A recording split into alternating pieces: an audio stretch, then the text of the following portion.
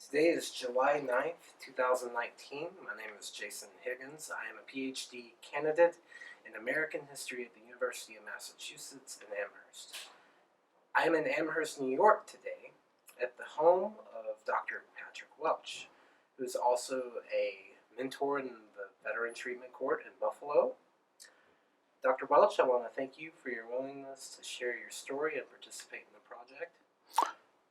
It's my pleasure to be with you tonight, Jason, and I'm always appreciative of opportunities like this because I think it's important for we veterans to get our stories out to people.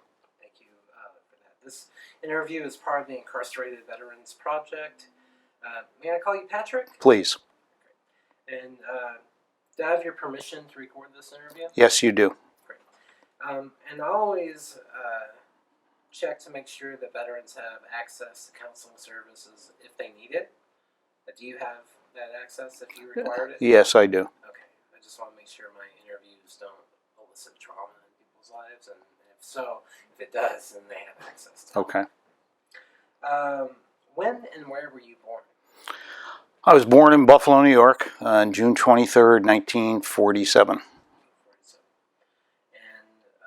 Did you serve in the military? Yes, I did. I served in the United States Marine Corps in Vietnam.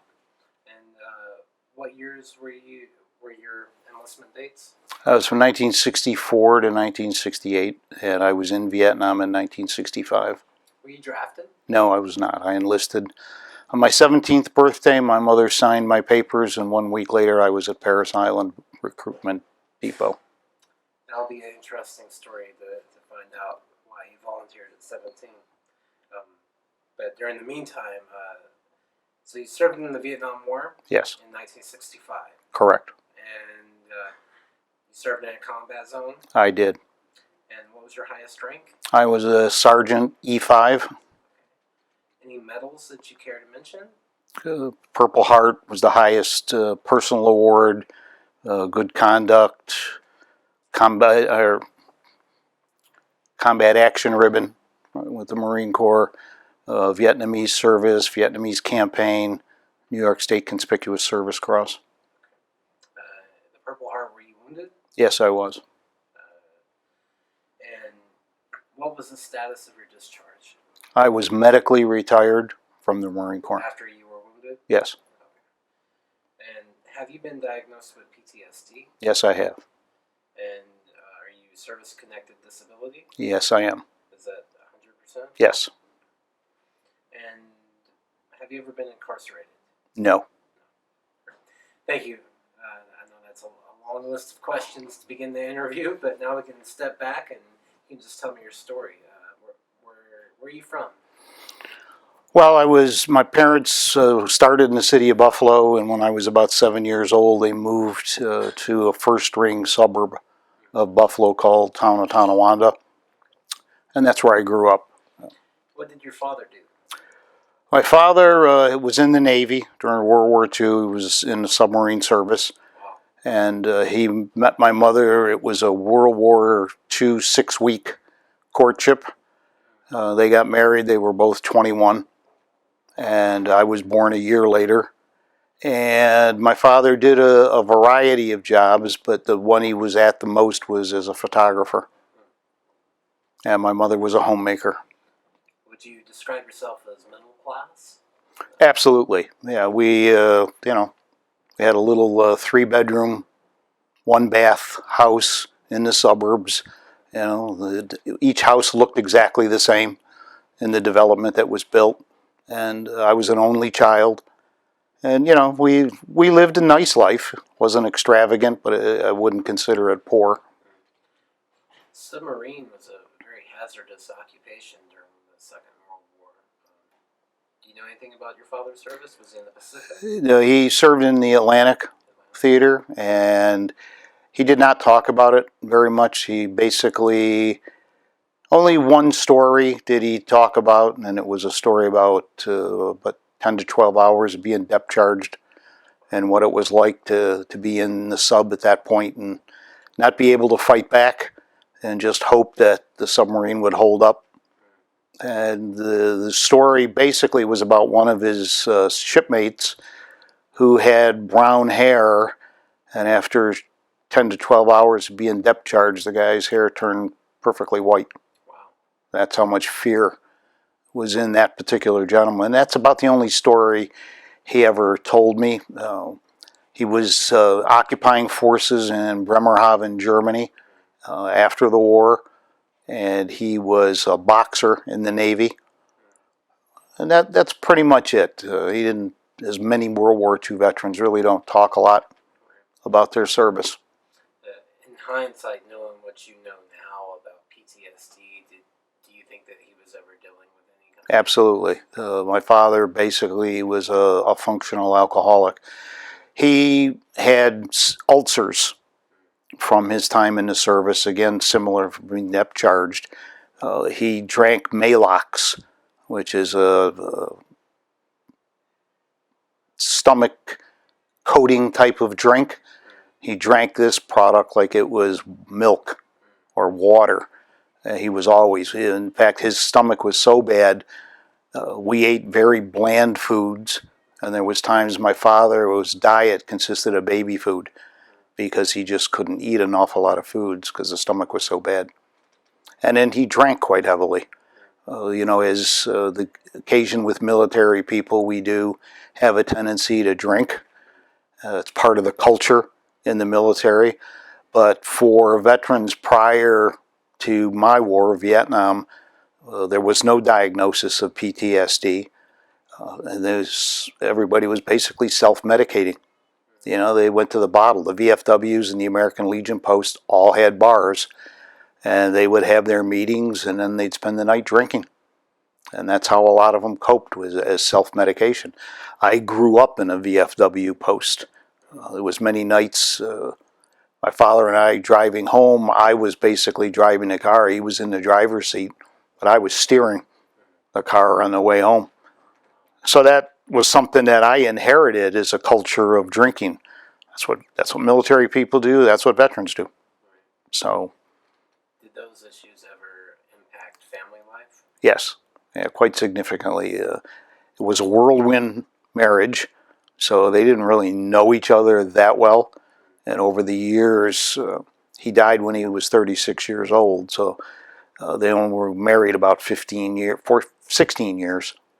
And so there was a lot of family issues, a lot of fighting. I did not get along very well with my mother. My father was my idol, and he knew my desires to go into the military. So he was kind of prepping me, training me with boxing and with scuba diving and all the types of things that you would utilize in a military career. And you were only 15 whenever he passed? Yes. That must have been devastating. Well, it was.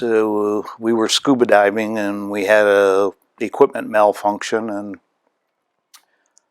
I watched him drown and couldn't help. Oh my God, that's terrible. My condolences to you. Thank you.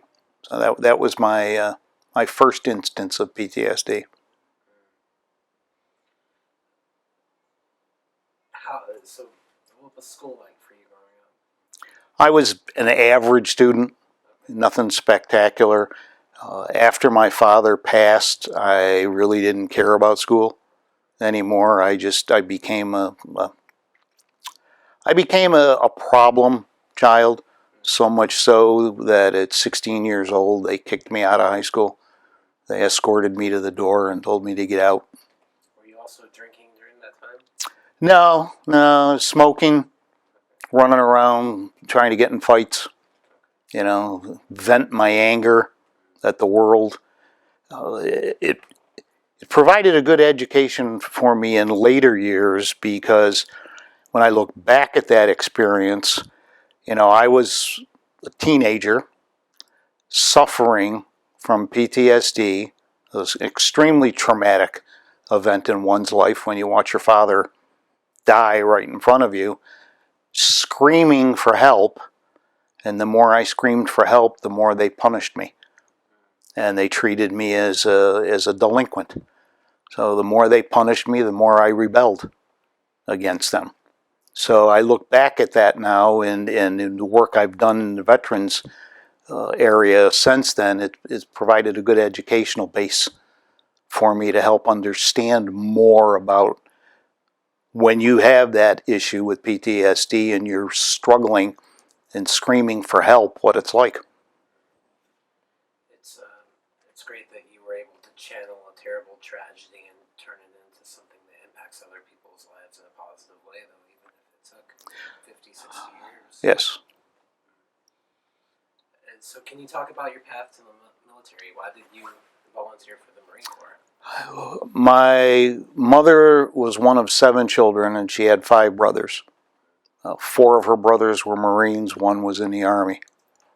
And my father was in the Navy. Out of her 5 brothers, 3 of them served in World War II, 1 in Korea, and 1 during the Cold War. And my father served in World War II. And the Marine Corps was just something that I was attracted to. I didn't want to go in the Navy because I didn't want to spend time at sea. The Army didn't appeal to me. The Air Force was, the Air Force. We joke internally about the services, but, I wanted to be in the best service, and I felt that the best service was the Marine Corps, and I wanted to be in the infantry, and I wanted to be a leader of Marines. Were you also trying to get away from your experiences as a teenager? Oh, absolutely. I mean, I wanted to get out of Buffalo. I did not ever like this community. My goal was pretty obvious from the time I was about 5 years old, which some people think it's a little ridiculous, but that's all I ever wanted to be. When you're 5, 6 years old and people would say to you, what do you want to be? Kids would say, well, I want to be a teacher, or I want to be a fireman, or whatever. My response always was, I want to be a Marine. And, I had my life laid out for me. I was going to be a career Marine, do 20 years in the Marine Corps, retire, and then go to work for one of the alphabet agencies for 20 years and retire at 57 with a 40-year career of government. So that medical discharge was pretty devastating. Oh, it destroyed me, because my lifelong dream of being a Marine for my career was over. I was a high school dropout and a cripple, laying in a hospital bed. I was hospitalized for 2 years from the wounds. I laid in bed for 14 months out of those 24 months. And so it was a great experience to learn about yourself and do a lot of introspection on, who you are, what you do when you're laying in a cast or in traction, and, you don't put your feet on the floor for 14 months. So going back to volunteering, you had to have your mother's signature, Yes. I imagine? Yes. Parris Island? Yes. Parris Island? What time of the year was that? During the summer. So July, August, and September in Parris Island, South Carolina. How did you adjust to that climate? Well, it was difficult, obviously, being from the north and then going into the south in the middle of summer. Yeah. I was not accustomed to 90, 95-degree days. But, you adapt to it. We didn't have air conditioning in the barracks. We lived in wooden barracks. Now they've got nice brick or concrete air-conditioned barracks that they live in. We lived in World War II barracks. And so, it was an adjustment to the heat. But I was exactly where I wanted to be in my life. So, everything that we went through, and the verbal and the physical abuse that you took in Marine Corps boot camp back in those days, there was nothing that happened to me that was unexpected, because my uncles had told me what to expect, and I was looking forward to the challenge. Interesting. Can you speak to some of those challenges while you were in boot camp? What was most challenging for you? Well, I think the mental part is really where a lot of people have issues when you're going through that.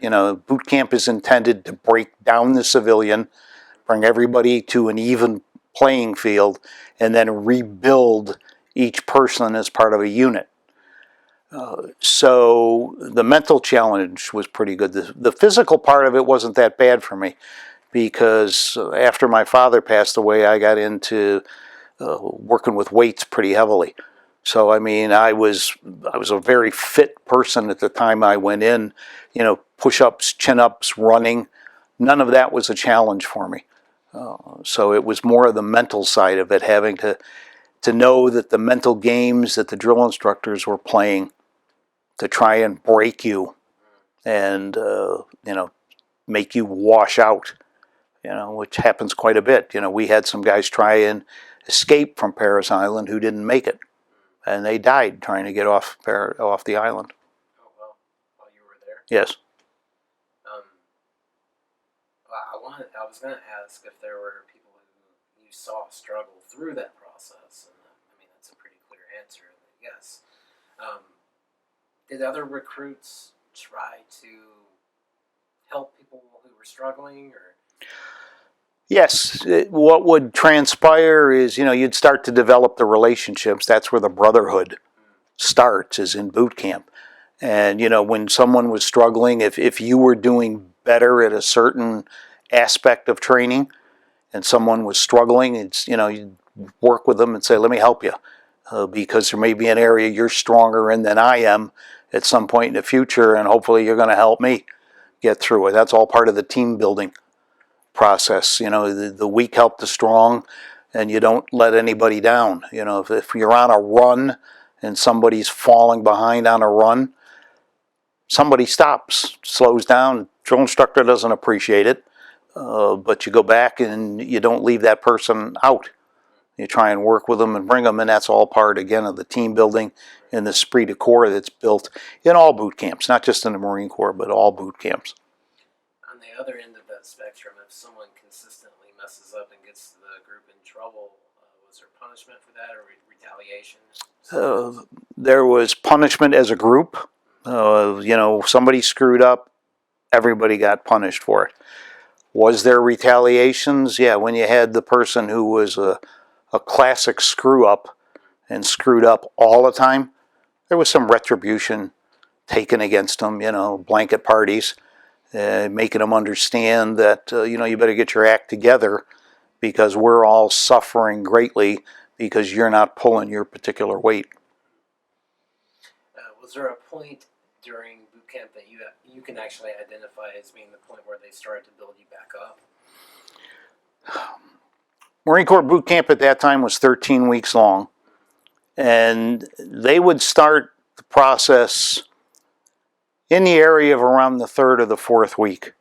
The first week to 2 weeks was really just breaking you down and making you feel like, as Arlie Ermy said in the movie Full Metal Jacket, you know, a piece of amphibian shit, you know, and that's kind of what you felt like.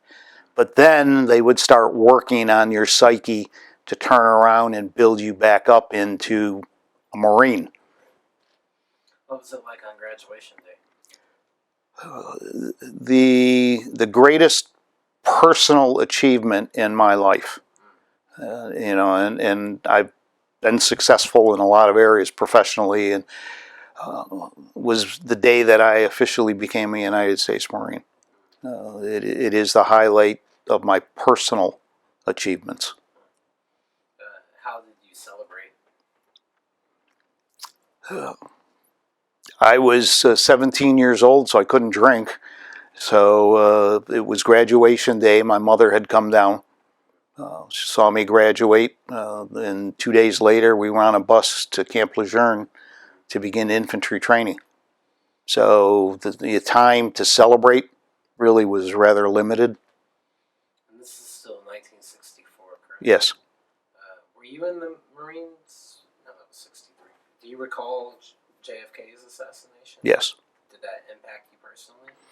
Yes. JFK was an individual I think a lot of people in this country looked up to. You know, I think the speeches that he gave, and I think his inauguration speech, where, you know, he threw out the gauntlet to the American people, you know, ask not what you can do, what your country can do for you, but what you can do for your country. I think that was a rallying call to a lot of people.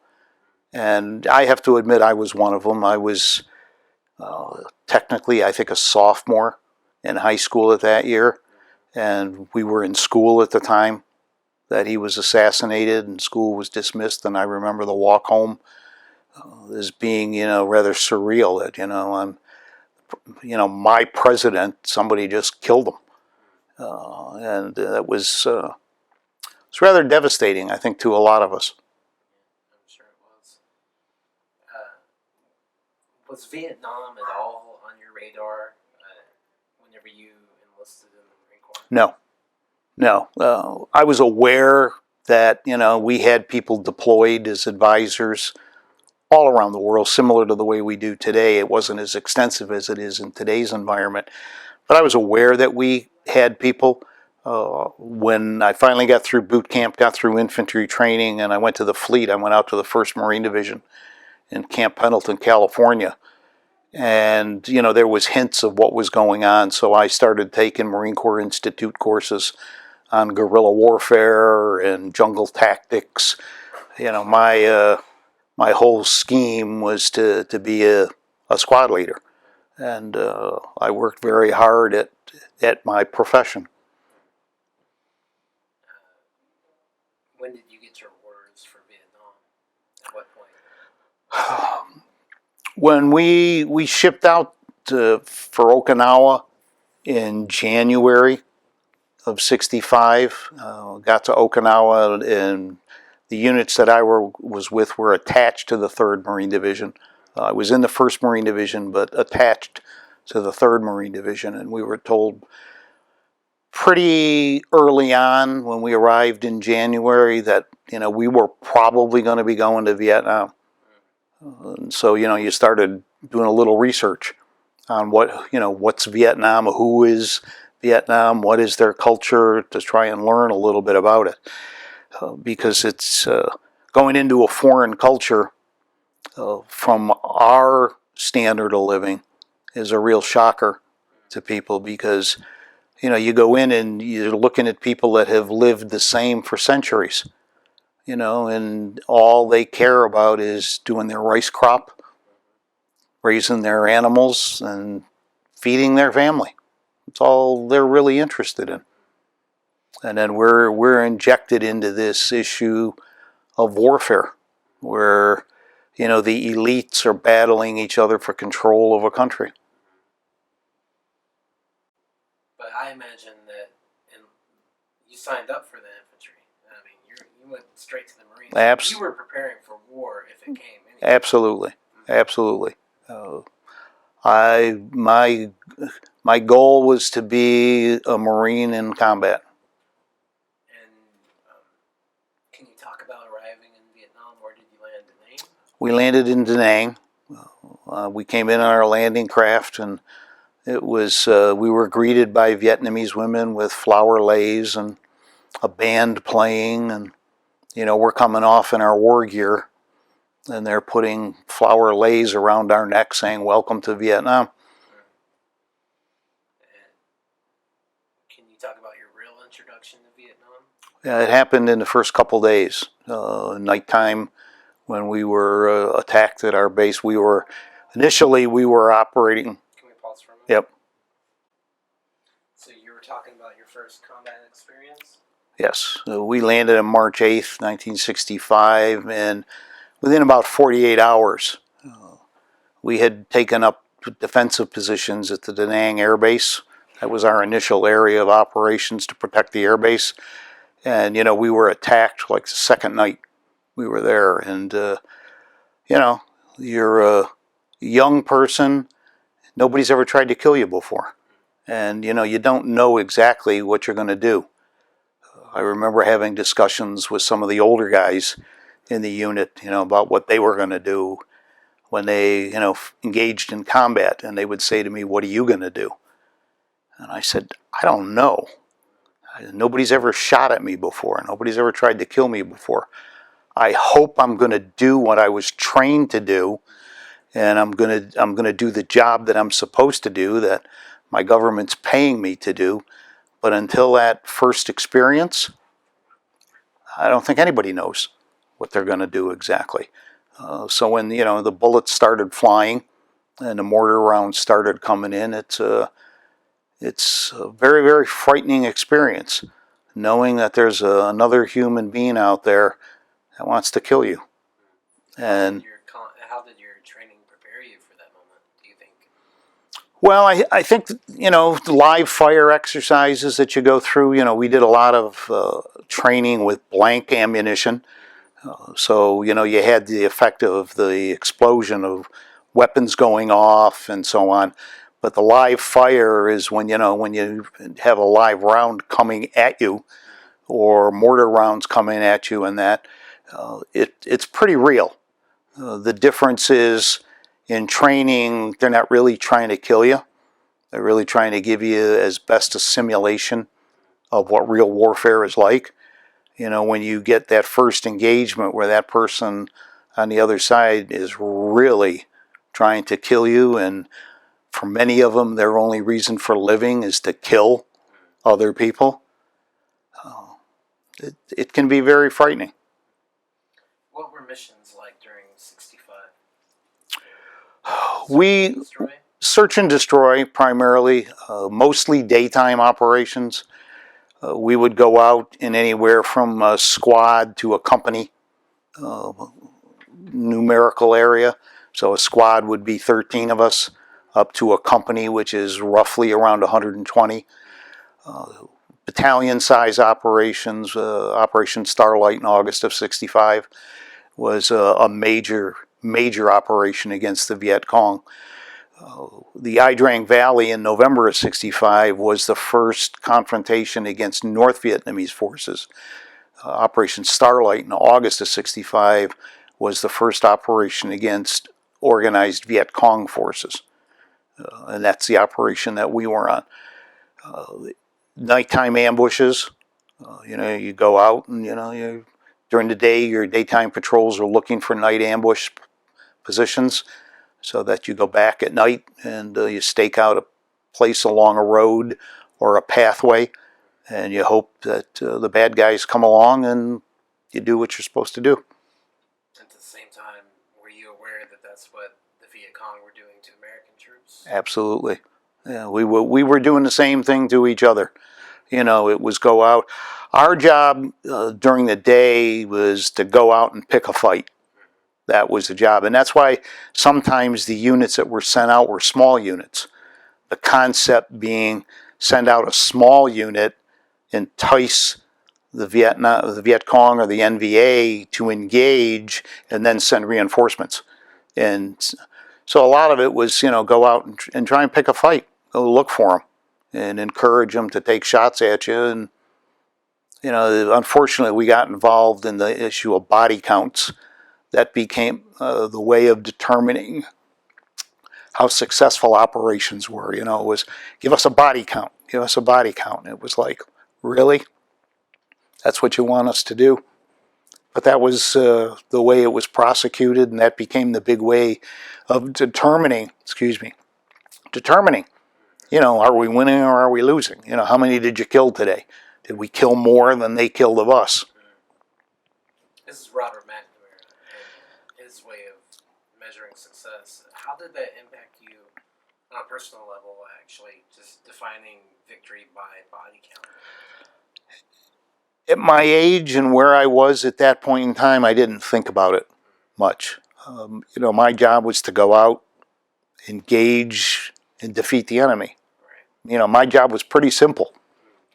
I wasn't involved in big strategic thinking. I was working at a small tactical level, going into villages, doing ambushes, small unit stuff.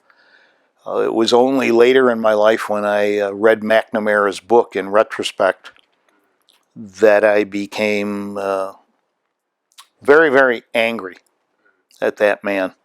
And have to say that while reading his book, if he had been next to me, I probably would have killed him, because a lot of my friends died because of the way he wanted to persecute the war. They didn't persecute the war to win. Although they say they did, they didn't. And a lot of good men and a lot of good women died because of the way the war was fought. And at this point, are the enemy using booby traps and things like that, punji sticks and... Oh, yes. Yeah, I mean, they had been using those things. They'd been fighting the Chinese since 900 BC. So we were just another race invading their country. And so the tunnel complexes, the punji pits, all of those things they had been using for hundreds of years against other enemies. That was one of the things, again, as I was older and started reading more about the war I was in, everything else. We talked about we had the best and the brightest in Washington prosecuting the war. Well, it wasn't the Chinese that we had to fear. It was always the fear that we were going to bring the Chinese into the war, similar to Korea. The Chinese and the Vietnamese were enemies. They hated each other. It was always the Russians. But for some reason, the best and the brightest in Washington were afraid of the Chinese coming into the war. And I don't ever see that as being an issue. It was always the Soviet Union. Did you get to interact with the civilian populations while you were in Vietnam much? Yes. I mean, we had what we called, oh dear. Hearts and minds. Well, yeah, the objective was win the hearts and minds of the people. But you can't win hearts and minds of people, first of all, that are illiterate, that don't understand a central government. As I said earlier, all they want to do is grow their crops, raise their animals, and feed their family. That's all they want to do. The normal civilians in Vietnam, as is the case in many wars, are just pawns in the middle. The Viet Cong and the NVA killed more of their own people than we did because of their tactics of coming into villages at night. The NVA and the Viet Cong basically owned the night. And other than our ambushes, we didn't do a lot of actual engagement, big operations at night, at least in 65, because it was unfamiliar terrain to us. So they basically owned the night. We kind of owned the day. But the civilians that you encountered, for the most part, peaceful people. They just didn't want people coming in. They had seen people invading their country for centuries. And the stories down from one generation to the next. The Chinese invading us. And then the French coming in and the French colonizing them for all the years and dominating them and stripping the country of the resources and other things. So, they just wanted to be left alone, like most people in most countries do. They just want to be left alone. Let me have a job, let me make a living, let me support my family, let me raise my children, and just leave me alone. Is that a conclusion you came to while you were in country or after? After. Yeah. At the time, I was here to save them. That was my mentality. I looked at, the United States as being the bellwether for the world, and we know everything because we were nothing at that time, 150 years ago or 200 years ago, we were nothing. And now we were the strongest economic and military power in the world. So, we can solve things. And it wasn't after a lot of years of reading and reflecting on my own thoughts and everything else about what we do when we go into a lot of countries. And how, for some reason, we think our form of a representative government is what we should impose on other people. And that's not the way it should be. We need to respect the cultures and the generations of living that these other countries have had for years. And if we're going to do anything, say, all we want to do is, if in fact you want these freedoms for yourself, if we can help you attain them, then that's fine and we'll get out of your way. But it doesn't seem to be that way anymore. Particularly now, we've been at war for 18 years. To reconcile differences between your reflections as you understand it now and your expectations and reconciling those two differences, would you describe that as traumatic for you? Yes, not.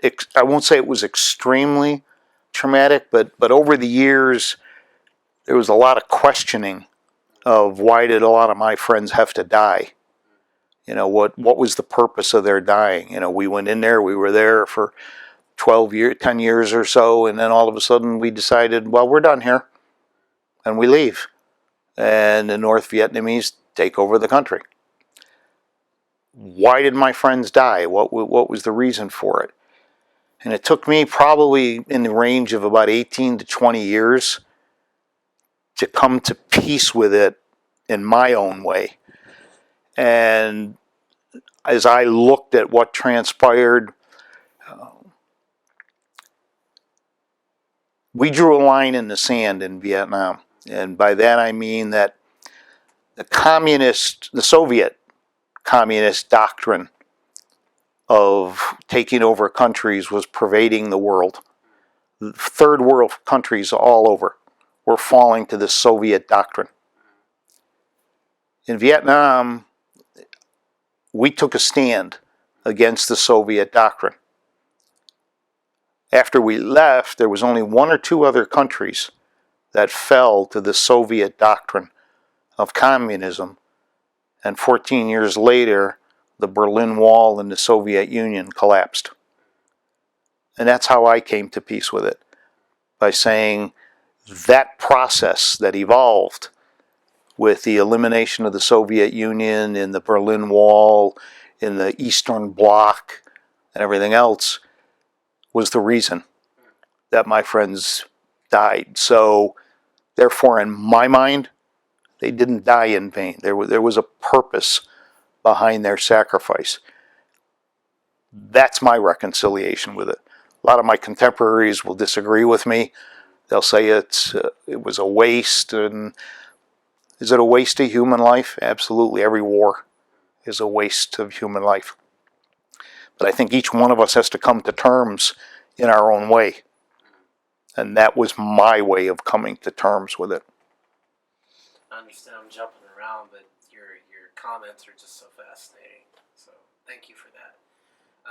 While you were in Vietnam, were there any particular missions that were significant that you care to recount? I think Operation Starlight was, that was the biggest engagement that I was involved in. The rest of it was small firefights, daytime firefights, defending positions at night. But the Starlight was the first real major engagement against entrenched forces of significant size. Our body count in Starlight was somewhere around 700 to 800 VC that were exterminated in that operation. One of my very good friends from high school died in that operation. Very gallantly he died. He was awarded a posthumous Silver Star for his actions during Ken Stankiewicz. Were you there? I was not with his unit, no. I learned about his passing and his heroic actions, afterward. But, nobody, and I think I mentioned this to you before, nobody goes to war and never comes back the same person. You see things that humans do to each other, and it makes you wonder, what is this human race all about? And then in some cases you wind up doing things that after it's all over and done, you look back at it and say, I don't believe I could have done those things. Because it's just not within the normal realm of daily living, which is what a traumatic event is all about. Have you ever heard of moral injury? I have. Do you believe that you experienced that type of phenomenon? I don't. No, I'm not a subscriber to that theory. I know the three wounds of war that I look at are the physical, the mental, and the chemical. Other people are throwing in a fourth, of being the moral wounds of war. I'm not a personal subscriber to that. I think in the military, you have a job to do. You signed up, you took an oath, and like it or not, you're given an assignment to do, and you go and you do it. You don't necessarily at that time, particularly back in those days, in '65, look at the rightness or wrongness of it. That's my job. I have been given a legal order. I have to go do my job. How long were you in Vietnam? 6 months when I was wounded. When you were wounded. Can you talk about that? Being wounded? What happened that day? What was the day like? My squad had been out on an ambush the night before. So when daybreak came, we came back into our base camp and settled down, started cleaning our weapons and getting some food. And a call came in from another unit that was out on a patrol. And they were calling for reinforcements. To the chagrin of my squad, I volunteered us to go. We should not have gone because we had been out all night. My Marines were tired. They were grumpy. They were hungry. But I was going to save the world. And so we went out on the way to assisting. There was a second lieutenant, a corpsman in my squad. On the way to provide the reinforcements, we went through a village and we captured a Viet Cong. In the past, we normally did not ever take prisoners. But for some reason that day I decided that I thought bringing a prisoner back would be a good thing. So, second lieutenant kept going. He didn't wait, and I'm calling for him to wait for us. You know, we got to secure this prisoner, and he kept right on going. So I took two of my fire teams, and I said, you get out there with the lieutenant. And I kept one fire team with me to secure the prisoner, and then we went out to join him. Unfortunately, Lieutenant Levy, by not waiting for us, exposed himself to small arms fire and was gunned down. Our corpsman, Harold Bird, went out to try and give aid to Lieutenant Levy, and he was gunned down. And then after we caught up with them, we directed my squad to start returning fire, and then I got up and I was going to go out to them because at that point I don't know if they're alive or dead. And that's when I tripped the booby trap. In today's terminology, it's an IED. In my day, it was a booby trap, or little device, a little pop-up hand grenade comes out. The explosion went off between my legs and disintegrated about 5 inches of my femur. And the shrapnel cut through my leg and cut the nerves in my leg. And then I went down, and then we proceeded to be engaged in a firefight for probably, when you're in that situation, it seems like an eternity. It may have only been 20 or 30 minutes. But we called for air support. We called for medevac helicopters to get in. The helicopters were waved off numerous times because of the intense ground fire. And then finally they were able to come in, and one chopper picked up Levy and Bird, and then another chopper picked me up. I was brought to a field hospital where they administered what they did to me, debridement and everything else for the wounds, and then put me in a body spica cast, which is a cast from your armpits all the way down. Totally immobilized me, except for my arms and my head. That experience of that day has led to lifelong survivor's guilt, because I felt that if I had not made a mistake, and my mistake was taking a prisoner, that Levy and Bird would have lived. And so, the survivor's guilt has overwhelmed me. For many, many years, I've gone through a lot of years of counseling for PTSD, for the guilt, survivor's guilt issues and all that. And, had the discussions with the psychologists and the psychiatrists and the social workers about survivor's guilt.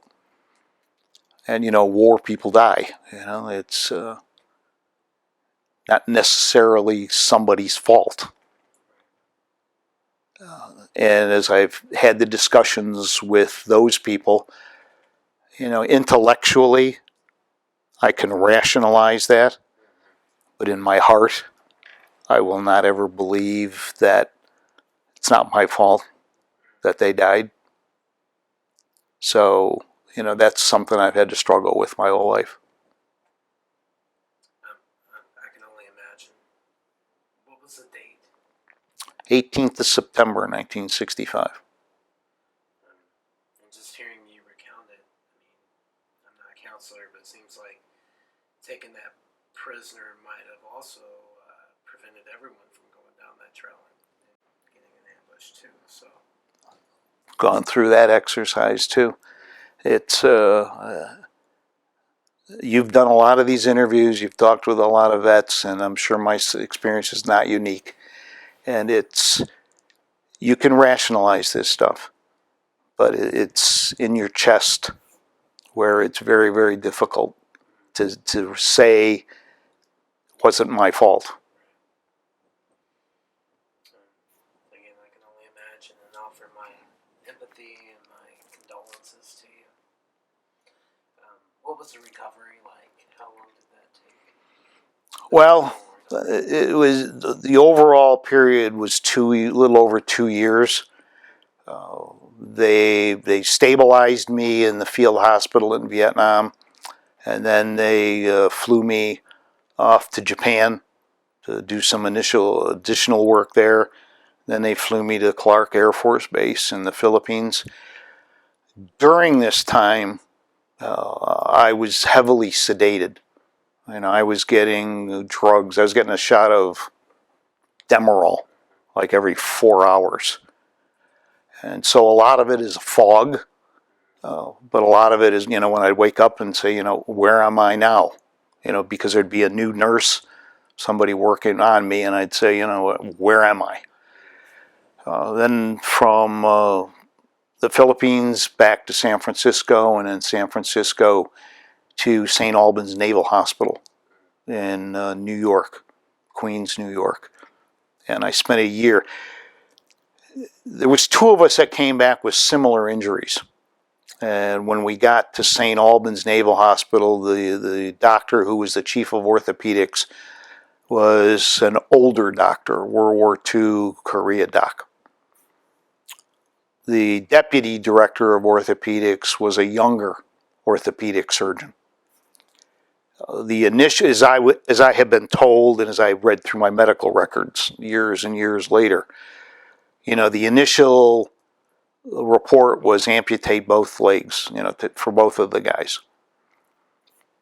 The younger doctor, Dr. Richard Lukens, said, no, I think the younger one, we can save his leg, but it's going to be a long recovery process.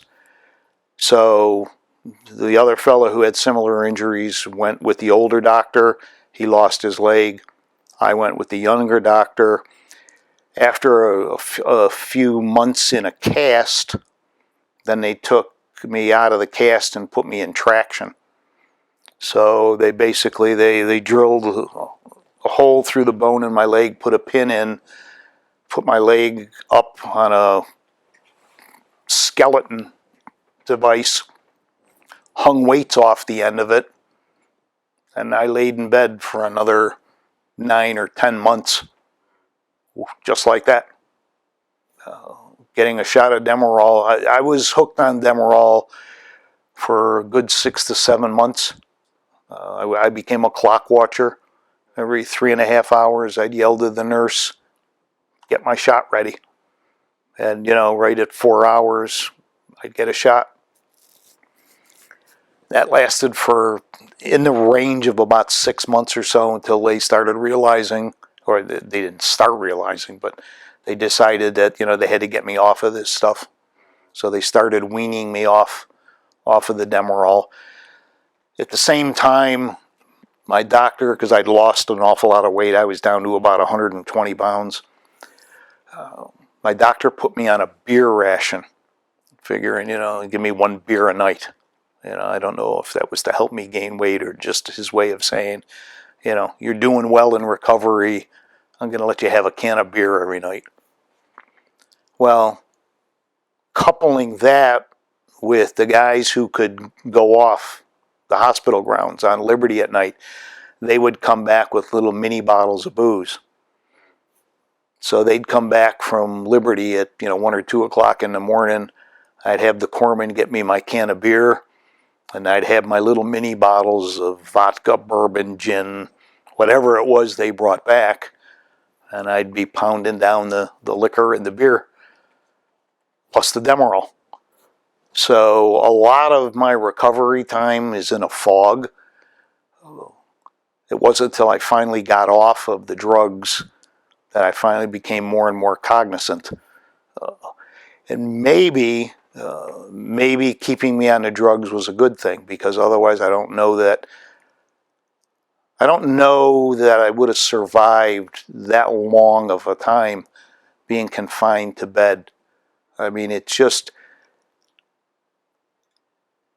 sometimes hard to describe to somebody what it's like to lay in bed for 14 months and never touch the ground. Your whole existence is this little mattress and this skeleton thing that's holding your leg in the air. And you urinate, you defecate in these little stainless steel pots and pans, and it's just. I think if it wasn't for the drugs and the booze, I don't know. I think I might have done something to harm myself, because, as I said, I'm laying in a hospital bed. My lifelong dream is now gone. I don't have a high school education. I'm a cripple. What does life hold for me? So now you start getting into the suicidal ideations of, what am I going to do with my life? No education, a cripple. Where am I going? So from that standpoint, that perspective gives me insight into working with the veterans that I work with today that have suicidal ideations, because I was there. Your life is over. You think your life is over until you start looking at some of the other people as they started coming back who were in a lot worse shape than you were, and seeing, what they looked like, the ones that, wound up being hit with napalm, with friendly fire, and their skin just burned to shreds. And, I looked and said, well, my skin is okay. Look at this poor guy. I mean, his face, his body is ravaged. And the burn treatments back in the 60s are nowhere near as good as they are today, just like the injuries that I had. When I give lectures to people and I talk about, how battlefield medicine has affected civilian medicine and brought some quantum leaps in care and recovery, my type of wound in World War II, I would have bled out on the battlefield. They couldn't have gotten me to an aid station or a hospital in time. In Korea, they would have amputated the leg. Vietnam, they saved the leg, but a 2-year recovery period. They now have artificial bone. And you ever use a caulking gun? All right, they have artificial bone in caulking guns, where today, that injury that disintegrated my femur, they would have taken the artificial bone and they would have filled in from one end of the femur to the other with the artificial bone, and my recovery time might have been 5 months, 6 months. So the advances, they call it the golden hour in today's world with today's veterans. Catastrophic injuries, if they get them to a hospital within 60 minutes, about 98% of them live with legs blown off or arms blown off. That's incredible when you think about it. But the other side of it is now think what that person's life is for the rest of their life. And, you know, I was just notified Saturday, I got a call from someone who was a Marine, served in Afghanistan, whose brother was a Marine, served in Iraq, who killed himself Thursday. Left a wife and 2 kids. He just reached that point. And he was in the VA. He was being treated, but not everybody presents with suicidal ideations. You know, he could have been being treated for PTSD and other things and just didn't come about. So, you know, there's an awful lot that we need to learn yet in mental health and recovery, and traumatic brain injury being the current injury now, which is devastating to people because it's that invisible wound that, you know, you see somebody and they're just not with it. And it's like, what the hell's wrong with this person? You know, they got both their arms, they got both their legs. You know, they don't have any plates in their head. What the hell's wrong with them? Well, you know, they had a traumatic brain injury. And that, you know what it does to the frontal lobe of your brain. And it just, where all that function is, it just almost makes them into a vegetable. Not quite, but almost. Because they can't remember things. So they can't go to school because they can't remember lessons. They can't work because they can't remember to go to work on time, concentrate on work. So what does that give them for their life? It gives them a life of having to be taken care of by somebody to make sure that they're on time to do the things that they're supposed to do. All of these things that come out in today's world are nothing new. All of these are injuries of war that have existed since the first caveman clubbed the other guy in the head. We've had these issues. And yet, for all of our brilliance and all of our technology, we still haven't found a way to help these people that suffer these injuries so that they can lead what you would consider a normal life. Can you talk about after you were released from the hospital, were you still addicted?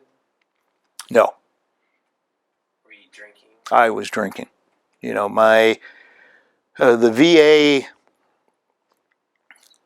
more so then than today, but it's still pretty prevalent today. The VA's answer from psychiatrists and other clinicians is to give you pills.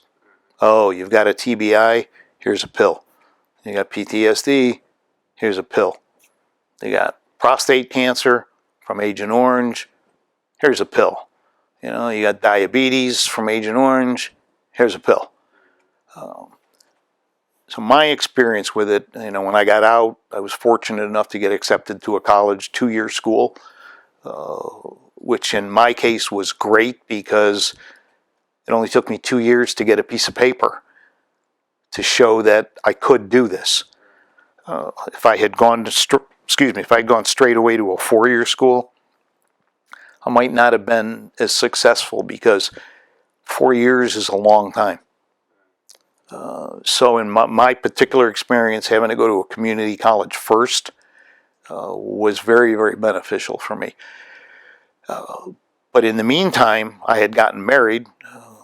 Carol very fortunately took a chance on this uneducated, crippled Marine. When we got married, I still was in a full leg brace.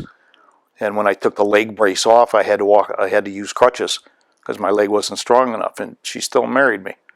And not knowing, you know, physically what I was going to be like, and not knowing economically what I was going to be like, because I was just starting a 2-year college program.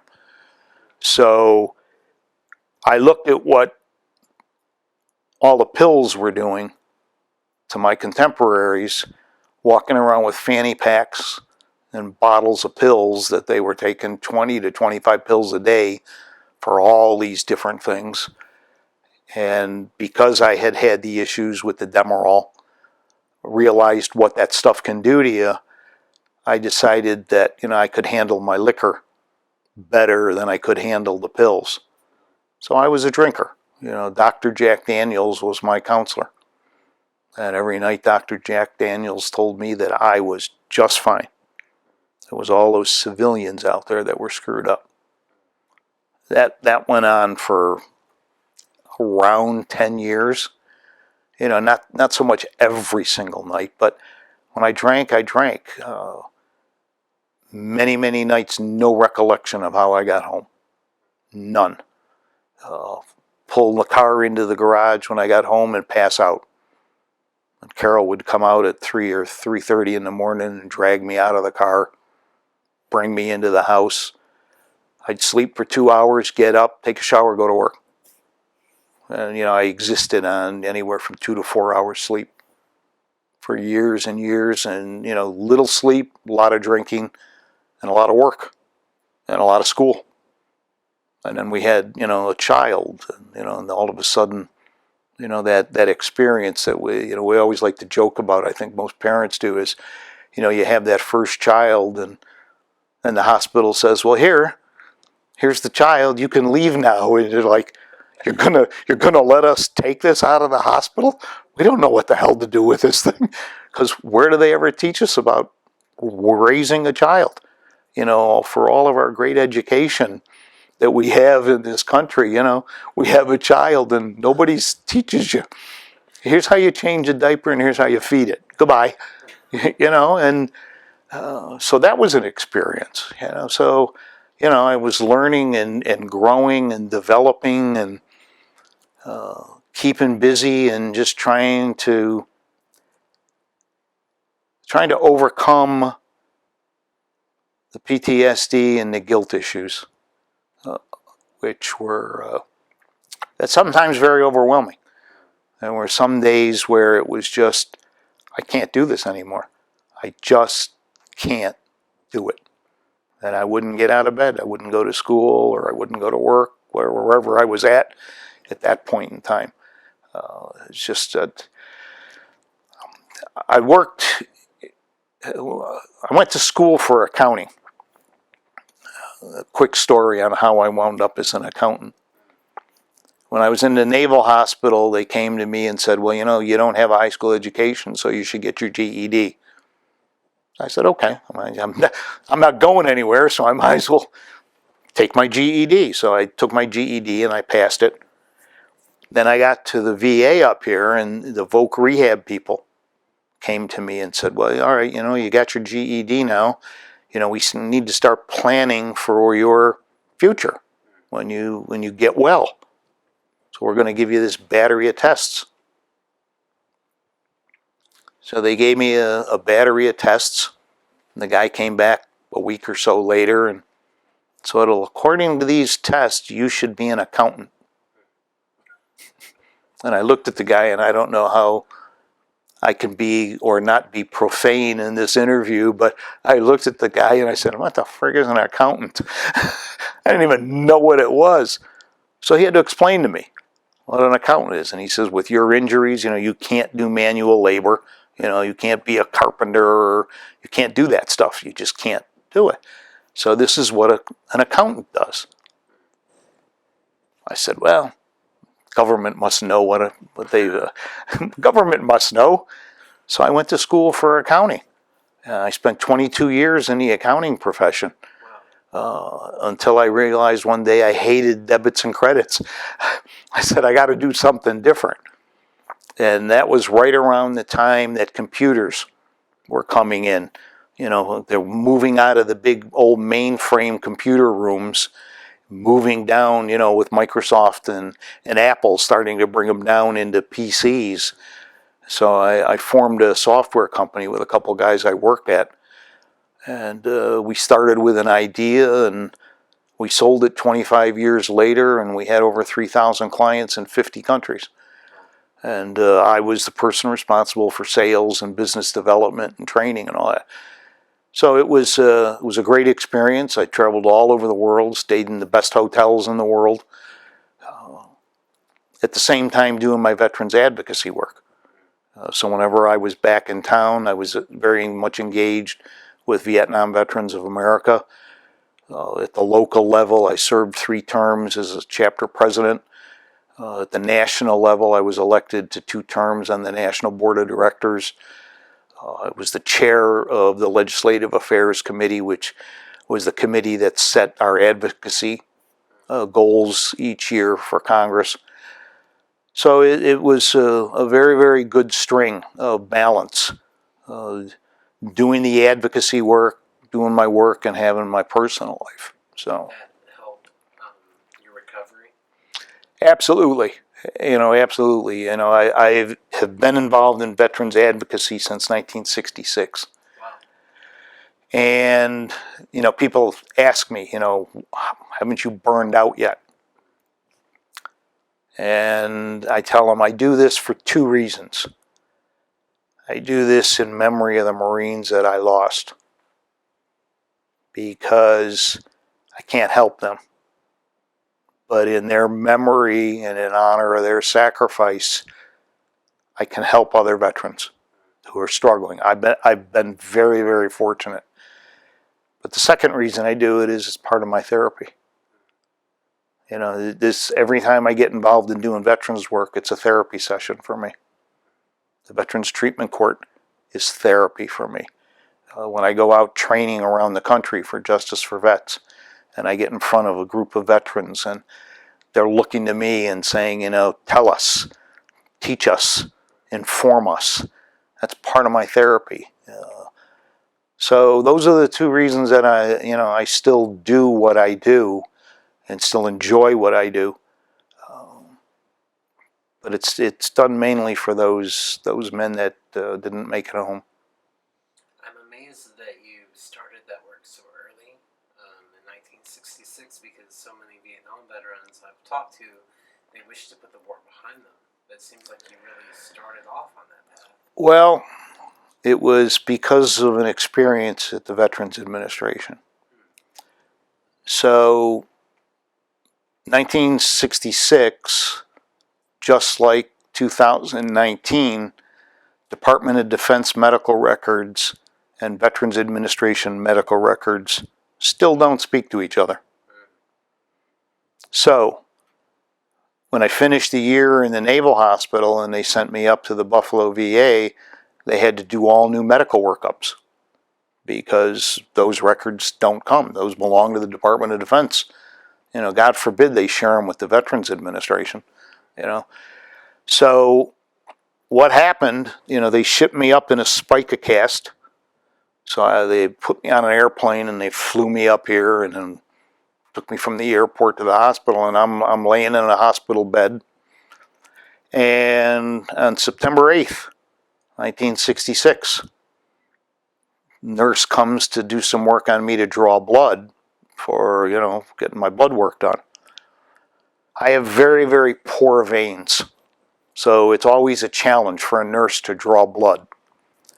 So they put the little strap on, and then the nurse starts sticking and sticking and sticking. She can't get a vein.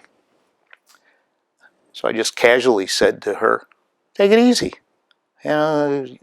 Work at finding the vein. Don't keep sticking, poking and hoping you find one. Work at finding one. And this nurse looked at me and said to me, you better understand something, Welch. In this hospital, it's mind over matter. We don't mind, and you don't matter. And that was my introduction to VA healthcare. And I thought about that day, that night, and the next day. And the more I thought about it, the more my blood boiled. That here I am, having served my country, having bled for my country, having become a cripple for my country, and the government organization that's supposed to take care of me is telling me I don't matter. And that's when I became a veterans advocate. I said, I'm just one person, but what if they're doing this to me, what the hell are they doing to everybody else? Are they treating everybody else the same way? And that's when I started advocating for veterans. Been doing it ever since.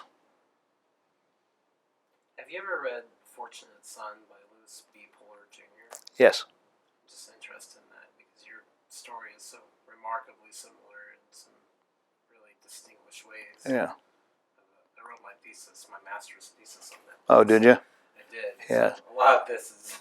I mean, that poor guy, to live up to Chesty. I mean, I can't imagine being the son of a legend and everybody looking at you, particularly, and you got the same name, and your name is Junior, and everybody looking to you and saying, well, you got to be the same. You're Chesty's son. You have to be just like Chesty. How do you live up to that? I did not know him, but he was a good guy. But there's another example. The pressure just overwhelming for him to be like his dad. And nobody can be like that.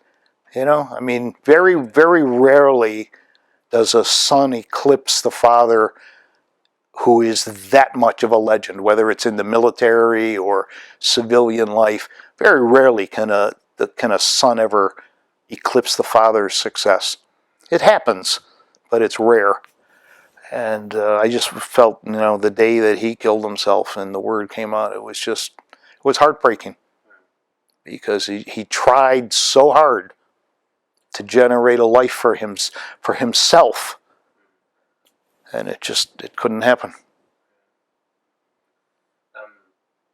Do you know John Rowland?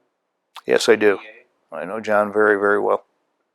I know that you and I were talking about this earlier, but why do you think that the VVA was the first organization to really recognize the issues that incarcerated veterans face?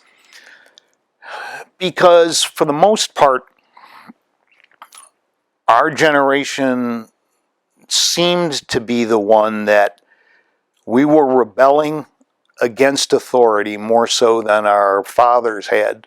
Our fathers came back from World War II and Korea and said, okay, need to get on to work. Need to get on supporting a family. Whatever happened in the war happened. And for the most part, they did. But they also did a lot of self-medication. It doesn't seem that they got into as much trouble as we did, but it also seems that a lot of their contemporaries also got into law enforcement and were much more lax, where if they'd catch a fellow World War II veteran drunk, they'd say, pull your car over, and they'd drive them home. And they'd, go back tomorrow and get your car. We were much more vocal in our feelings about the war. I was not ever an anti-war person, but I was vocal in the areas of treatment for those who served the country because I felt that the government was breaking its promise to us. And I think that got exacerbated more so after we left Vietnam, because I looked at it and said, not only did we just tell these people we signed a peace treaty saying we were going to do this, and we didn't do it. We just walked away. Well, it's the same thing they're doing to my fellow vets. They told us, part of our oath, part of what we signed, if you are injured in the service of your country, we're going to take care of you. And they weren't taking care of us.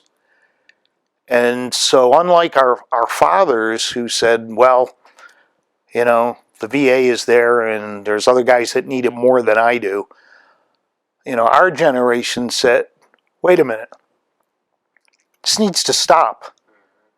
You need to seriously take a look at the mental health issues. Let's start with the mental health issues. Civil War soldier's heart, World War I shell shock, World War II combat fatigue, Korea combat fatigue, Vietnam, oh, you guys are fine. Bullshit. We're not fine. We did things, we saw things that have affected us and our ability to proceed and have a normal life. So you, VA, need to step up to the plate. You clinicians need to step up to the plate and tell us what's wrong with us. Is this the way we should be?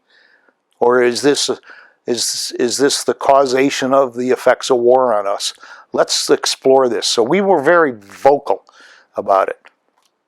The other side of the veterans, the radicalization of the Vietnam veterans against the war and all that, further fueled the fires. So, those of us that said, well, we're the moderates, if you will, and, we just pushed for change, the radical side of us said, yeah, we're not only going to push for change, but we're going to be very, very outspoken and in some cases violent about your need to change and take care of us. So I think that was the biggest change from a generational aspect from, World War I, World War II, Korea to Vietnam. Our generation was just more vocal, more outspoken, more demanding of the contract that we signed with you, government, and we're not going to let you walk away from us like you walked away from the Vietnamese. You may be able to just walk away and say, screw them, but we're not going to let you do that to us, and we're going to hold you accountable. To this day, the number one legislative agenda item for Vietnam veterans is accountability in the VA. It's still our number one legislative agenda item, and it's been number one for years because there is still not enough accountability within the Veterans Administration system. And that's Congress's fault. And, they've gotten better at it. I mean, the VA's budget has gone up. I am now a proponent of VA healthcare. I get all of my healthcare at the VA because I feel it is good healthcare. Does it have issues? Absolutely. Show me a medical healthcare system that doesn't. They all do. They all have issues. The difference is the VA is easy to attack, particularly by our congressional people who want to get their name in the paper. So it's easy to attack the VA. It's not so easy to attack, Kaleida Healthcare, which is a local, one of the biggest healthcare providers in our community. It's not so easy to attack them because they can give the congressman money in his campaign. So there's a little difference in the way that they can attack it. But overall, I think the VA is doing a much better job than it has. But it's the second largest government department. It's got around 340,000 employees. And it's not easy to change a culture of 340,000 employees. The culture that I encountered in '66 doesn't exist anymore. But there still is a culture within the VA of not really caring. And I'll equate it to, there's three levels of VA. There's the daily rank and file workers, which for the most part is good. The nurses and the medical support assistants, those people that are the grunts, if you will, working in the hospital trenches, for the most part they're doing a very good job. They're represented by a union. Then you move up to the next level, which is the senior executive service of the VA. This is where you get into the hospital medical center directors who are not in a union, but are in a professional association, which represents them. And then you've got the people in Washington, in the ivory tower, central office, as they call it. In my view, the majority of the problem in the VA lines at the senior executive service level, where you have hospital directors who have been directly involved in the scheduling scandal, as an example, where to make their numbers look good, make a phone call to a veteran to say, well, okay, we'll be able to see you in September 30th. Well, they count that as a contact, which then means that their mandate is they have to make contact. When a veteran puts in a request for health care, they have a certain number of days that they have to respond to get that person into health care. Well, a lot of those, the scheduling issue was where, all right, I call you, but I schedule you 3 months from now. Well, I'm not within the mandate, but they use the numbers to say, well, I made contact within the mandated time period. I didn't get him in an appointment, but I contacted him. That's where a lot of the scheduling issues were. And you heard veterans saying, I can't get in there for 3 or 4 months. Where the mandate says, for particular health care, I'm supposed to be able to get in. I'm supposed to be able to walk into a clinic and be taken care of. That's not happening. So that senior executive service level is where I view a lot of the issues are.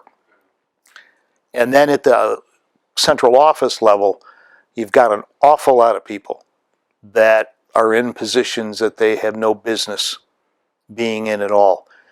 They wind up, this is going to sound bad for commissioned officers that are may view this interview, but you wind up at that level, at the central office level, with a lot of Army colonels and Navy captains and generals being put into administrative positions within the VA who, if they ever did frequent the VA because of their military rank and that, were given a red carpet treatment, versus somebody like me who was an E5 who was laying on a gurney in a ward hoping that someone would come along and take care of me. So they've still got an awful lot of work to do. I was very fortunate to have 2 occasions to meet with General Shinseki when he was Sec VA. And, he provided a couple insights for me. And, he said the average tenure of a VA secretary at that time was 3.5 years. So the problem with an incoming secretary of the VA, just as it is with any other cabinet level position, is you're going to come in with ideas that you think can help the system. And you're going to want to implement those ideas. Well, keeping in mind that the average tenure is only 3.5 years, you've got the 15 or 20 or 25 year VA employee who says, well, here's another secretary of the VA with his new idea. He'll be gone in a year or 2, so I'm just going to muddle along and not really do much of what he wants to implement, because as soon as he leaves, that program's going to die. So that's an issue. It's same thing that happens in Department of State.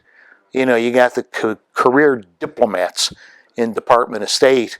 A new president comes into office and says, all right, Pat Welch, you're the new Secretary of State. And I'm going to come in and start talking to you as the 20-year career diplomat and say, you haven't been doing your job. When I don't know a damn thing about the diplomatic service. I'm just fortunate enough to get appointed and get approved by the Senate. So that's part of the problem with our government and what happens with these things. So it's very difficult to turn a ship of 340,000 employees and make a huge culture change to do things, particularly with the turnover rate at the top. And then again, keep in mind, when Sec VA turns over, so do the lower level aides, because, well, you were the former Sec VA's deputy undersecretary, you're fired. And you're fired. I'm going to bring my own people in. So I start bringing my own people in, all my fellow generals and colonels and everything else. And so the transition just keeps rolling and rolling. So it sounds like you're describing that the VVA was a grassroots response to that problem that enlisted men and the working class, the grunts. the grunts were taken care of too. Yep. Yeah, and I think when you look at today's veterans, for the most part, it's been my experience in dealing with what I call the newest, greatest generation, because these kids serving today in our professional military are just, to me, the most outstanding young people in this country. They acknowledge that a lot of the things that they get in terms of military benefits and veterans benefits are because of Vietnam Veterans of America and the fight that we put up to make sure, our founding principle is never again shall one generation of veterans abandon another. Because World War II and the Korean vets abandoned us. They told us they didn't want anything to do with us. We took this, and that's part of in the veteran treatment courts. Our motto is leave no veteran behind. So we did a takeoff on VVA's motto to our motto in the veteran treatment courts. So in that way, it's really directly influenced by the Vietnam War. Absolutely. Can you talk about your involvement from the beginning of veteran treatment court? When did you start becoming involved in that? Okay. In your previous conversations, did you get the history of how it started? A little bit. Or you want me to repeat it again? Sure. If you Okay. would. All right. Judge Robert Russell, Buffalo City Court judge, has been a treatment court judge since the early 1990s, working in mental health courts and in drug treatment courts. In 2006, Judge Russell's courtroom coordinator was a Marine Corps Vietnam vet named Hank Porowski. So he coordinated the mental health and the drug courts for Judge Russell. Jack O'Connor was the director of Medicaid for Erie County Social Services. And Jack had been directed by his commissioner to participate in Judge Russell's court representing the county, so that if there were veterans coming in that were not getting medical services and that, Jack could get them enrolled in the New York State Medicaid program and get them the health care that they need. Anybody, any citizens. Well, during 2006, Judge Russell had this one African-American veteran in his mental health court. And he was not having any success with this man. When he was scheduled for his court appearances, he would come in, he'd walk up to the podium, shoulders slumped over, a head down, hands in front, just a posture of a defeated man. And in the questioning that the judge does with all of the participants, the responses were mumbled, very garbled, and there was no connection. So Judge Russell said one day, Hank, Jack, you're both Vietnam veterans. Go talk to this guy. See if there's something that you guys can help him with, because the treatment team and I were not having any success with this man. So Jack and Hank went outside the courtroom, talked with the man, got him engaged with the VA, got him in some group mental health programs. The next court appearance, the man very vigorously walked up to the podium, went to military parade rest, shoulders back, chest out, hands behind his back, looking the judge directly in the eye and responding in very clear tones when asked a question, and proceeded to state to the judge that I'm going to do everything I can, Your Honor, to get better and make you proud of me. And left. And the judge was like, what the hell just happened? So he called Jack and Hank after court and said, what did you do? And as they explained to Judge Russell, this guy was the classic veteran who returns from war, can't mingle in society, doesn't feel that he fits in anywhere, goes into isolation, stayed in a room in his mother's house, drinking, going out, getting some drugs whenever he could, and just stayed away from everybody. All they did was connect him with the VA, which he had not ever been connected for, realized that he had some mental health issues, that they could put him into a treatment program, got him into some group sessions with other Vietnam veterans, got him some benefits for his PTSD issues that he had, and he was like a new person. Do you know his name? No, I don't. And quite frankly, even if I did, I would not give it out. That would be up to the judge to release that information. And the judge said, there's something that just happened, and I need to explore this more. And I was not involved in this. This is in 2006 at the time. So with Hank and Jack, they did a survey in the mental health and drug court. Who amongst you that are participating are veterans? And they got back, I think, like around 50 responses. People self-identified that, yeah, well, I served in the military. The judge said, I wonder if I started a separate track. The word treatment wasn't quite there yet. But what if I took these roughly 50, instead of seeing them in a mental health court or in a substance use court, I just saw them together as veterans. I don't know if you've ever been in a mental health court or in a substance court, but in a mental health court, it's like, did you ever see One Flew Over the Cuckoo's Nest? That old movie with Jack, why did his name leave me? Oh, geez. Anyhow, it's like a zoo. They're all making fun of each other. They're screaming at each other. They all have mental health issues. In a drug court, they're all nobody wants to talk to anybody because they don't want to give away drugs, secrets, or whatever. So a veteran in those courts would be chastised. In a separate track where it's just veterans to veterans, nobody makes fun of anybody. Everybody looks at each other as an equal. Everybody understands that they all took an oath of office and they all put on a uniform of one of the armed forces of this country and agreed, if need be, to give their life for this country. So it's part of the military culture aspect. So then the judge began during 2007. I serve, and I still serve, on the Medical Center's Advisory Board.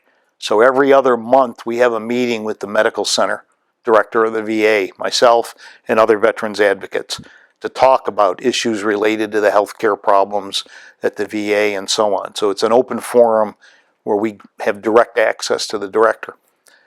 Jack was also on that board at that time. So he said, I want to bring Judge Russell in to do a presentation to the board about this concept of a veterans court. So Judge Russell came in with Jack and Hank, did a presentation, explained what his model was. And it wasn't where it is today, but it was similar. And the judge said, what do you all think about this?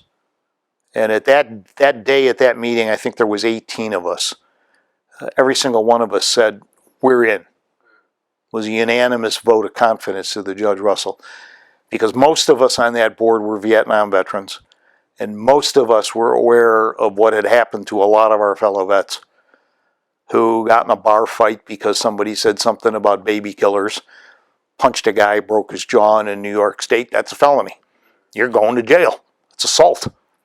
And some of them are still in jail, because jail doesn't, as much as they say they like to rehabilitate people, doesn't really, I think you've probably found that out in your experience working in this. Not a lot of rehabilitation that goes on in prisons. So Jack came after that and said, we're going to put together a group of people. We didn't even call it mentors. A bunch of people that the judge is going to invite into court to work with the veterans that are coming into court. Do you want to be part of it? I said, I don't know a damn thing about the criminal justice system. I said, the closest I came to involvement was in the back of a police cruiser. Never got any further than that, thank God. I said, I don't know. Jack said, none of us know. This is brand new. Nothing like this has existed in the United States criminal justice system. It's all brand new. I said, yeah, I mean, if we can help keep a veteran out of jail, I'm all for it. So, January 2008, we started the first veterans treatment court in the country. How many people were involved then? Oh, I think mentor-wise, I'm going to say I think there was maybe between 5 and 8 of us at that point. And I think maybe we had, from what the judge had pulled from his other courts, I'm going to say maybe there was about 15. Because they have to agree to participate in it. You know, they can say, no, I'll stay in the mental health court. I don't want anything to do with the veterans court. So they have to agree to participate to come into it. And that's how it all started. And, you know, I'll give you a statement that I make that it's used in a lot of places around the country now, is that what has been created through veteran treatment courts is the most profound change in our criminal justice systems towards veterans in the history of this country. Nothing like it else exists. Think of yourselves, you're a professional, you've got a master's degree and you're going to have a doctorate in a profession. Think for a moment if I said to you, I'm going to bring a couple high school graduates in that are going to start coming and they're going to work with you to take care of people. You're going to look and say, wait a minute, I've got all of this years of specific education, specific training that I've gone through, licensure, and everything else to be able to counsel and work with people. And you're telling me you're going to give me 2 high school students that are going to help me? That was the view of the mental health and the substance use coordinators toward the veteran mentors. What are these people bringing? They don't know anything. And even if they do, they can't use it in the context of working in the criminal justice system. So the concept was completely brand new, completely revolutionary. And, you know, now, you know, we've got over 400 of these courts, you know, from 2008 to, you know, July of 2019, over 400. You know, Jack, myself, and the judge working with Justice for Vets, we travel the country teaching mentors and teaching judges how to set up veteran treatment courts, how to mold them, how to work with the mentees that are coming into the system. In the last 12 months, the courts across the country have kept 18,000 veterans from going to jail. That's phenomenal. Treatment works. Incarceration doesn't. Give you a statistic for New York State. The recidivism rate in the New York State prison system for people released from prison and rearrested within 2 years is 67%. Veterans who go through the Veteran Treatment Court program, recidivism is 10%. That alone tells you these courts work. You heard at the recognition today, that one gentleman. Without this court, I don't know where I would have been. And that's the common theme through every single person that goes through that recognition. Their admission that if it wasn't for this treatment program in veteran treatment court, I don't know where I'd be. I'd either be in jail or I'd be dead. What do you think about the veteran treatment court as a model has led to such great success? What is special about it? We didn't notice this for a couple years, but it goes back to the military culture aspect. In the military, if you're, say, a corporal, that's an E4 level enlisted. So it's not quite at a higher level of an NCO, but it's an initial NCO. If you have got good staff NCOs, which would be the E7s, E8s, and E9s, and you've got a good commanding officer, you will march through the gates of hell for them. If they tell you walk through that brick wall because you have so much respect and so much love for them, you'll do anything in your power to walk through that brick wall. So what we saw organically develop in the veteran treatment courts, the judge is the commanding officer. The volunteer veteran mentors are the senior NCOs. The mentee participants are the junior enlisted.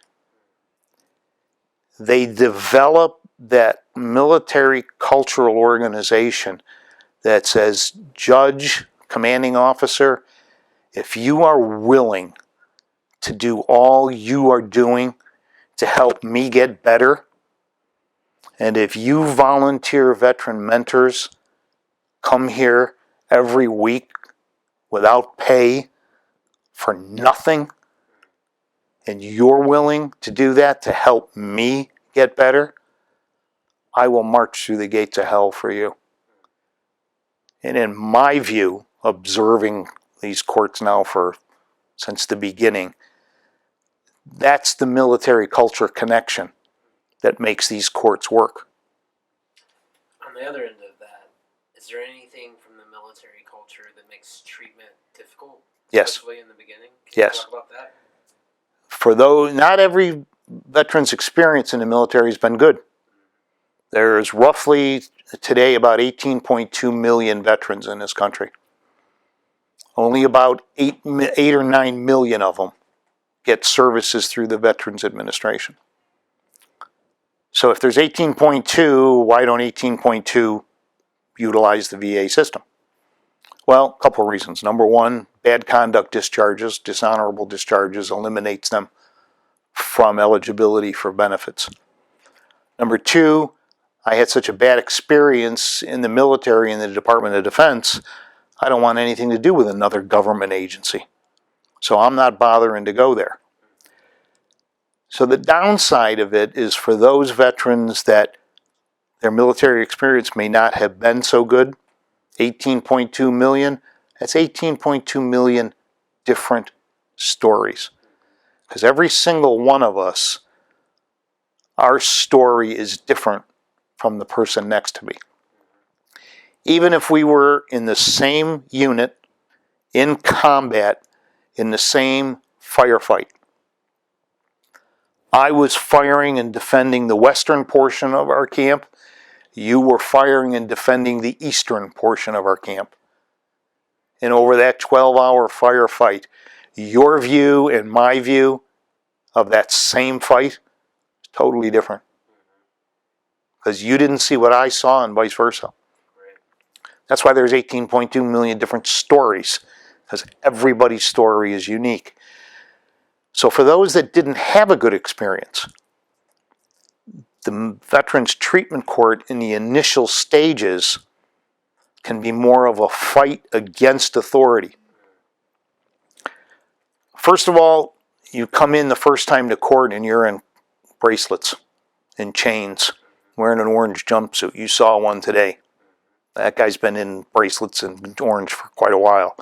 But that's their first exposure. So as a veteran coming in, number one, you are really pissed off that you got caught and you got arrested. So that, right away, I'm mad. Now I'm coming in and I'm brought before a judge who represents the legal system.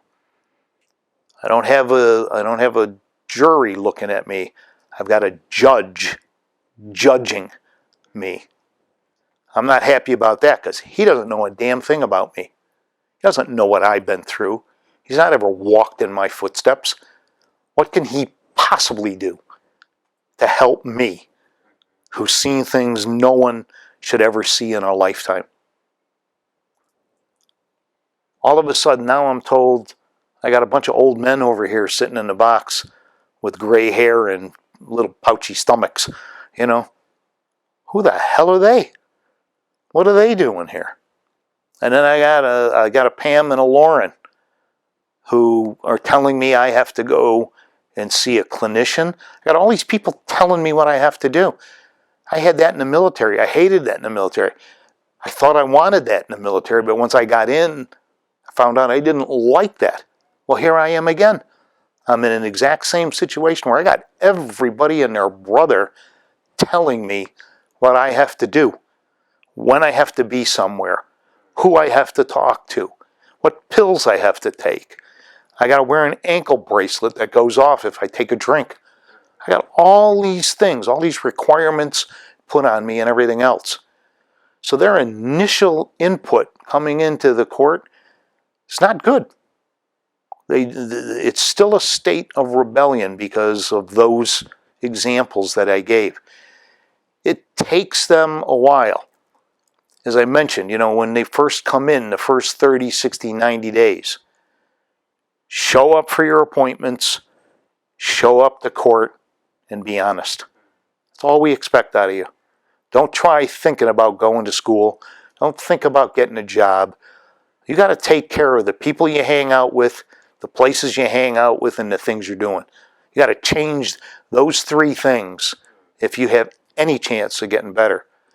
And by the way, until you accept the fact that you are an alcoholic or that you are a drug user or that you do have a mental health issue, nothing's going to happen. So the initial stages are very, very tough. There's a lot of relapse. So this other question, two-part, I guess, and you can take it in however order you want.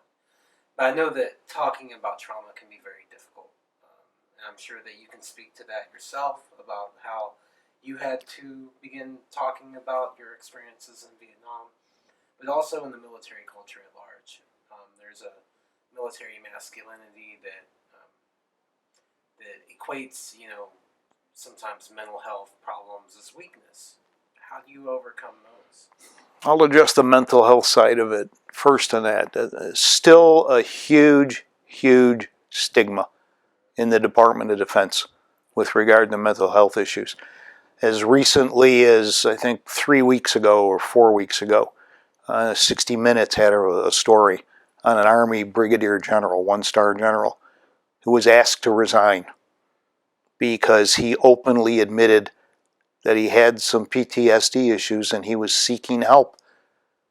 And it was in the form of a new treatment that I cannot remember the acronyms for it, but it's a new treatment that it's a needle injection into the neck, going to some specific areas to help with the PTSD issues. So he was going for this treatment. Well, all of a sudden, the higher rank said, "You're done. You can't openly admit that you have PTSD and you have an issue.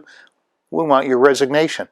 So there's a one-star general being drummed out of the military because he openly admitted he felt he had a PTSD issue. What do you think that does to the privates and the PFCs and the corporals who are, the 19, 20, 21-year-olds who volunteered to serve their country in the military and see a one-star general being booted out? You think that's going to encourage them to go seek some mental health issues? The military is a very stressful, dangerous job. The Rand Corporation did a study a few years ago, and I think they do it every year. What is the most dangerous job in the world? In the 1 year, they identified working on the carrier deck of a United States naval aircraft carrier during flight operations as being the most dangerous job in the world.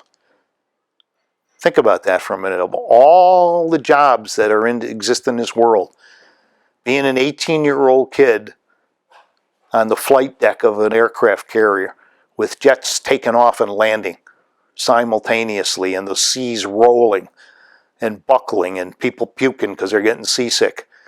Bomb people loading bombs on planes, fuel people putting fuel while jet engines are going off. The chances of explosions. any second things could blow up. You're an 18-year-old kid experiencing that. You're not in a war zone, but you might as well be because of everything that's going on that flight deck. So the military profession itself is dangerous. A few weeks ago, there was a West Point cadet. They were on some military operations in some Humvees, just driving along the road. And the Humvee went off the road and one of the cadets died. Just driving down the road in a Humvee. They had an accident.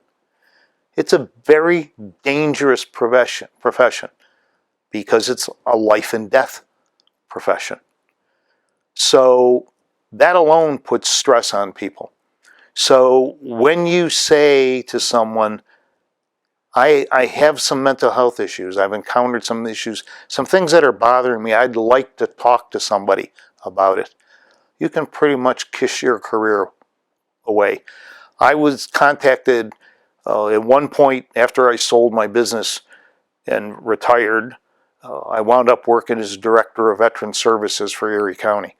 And I would get calls from parents who would say, my son or my daughter called me from Germany or from Africa, wherever they were, and said they're having a problem and they need somebody to talk to about it. Can you help them?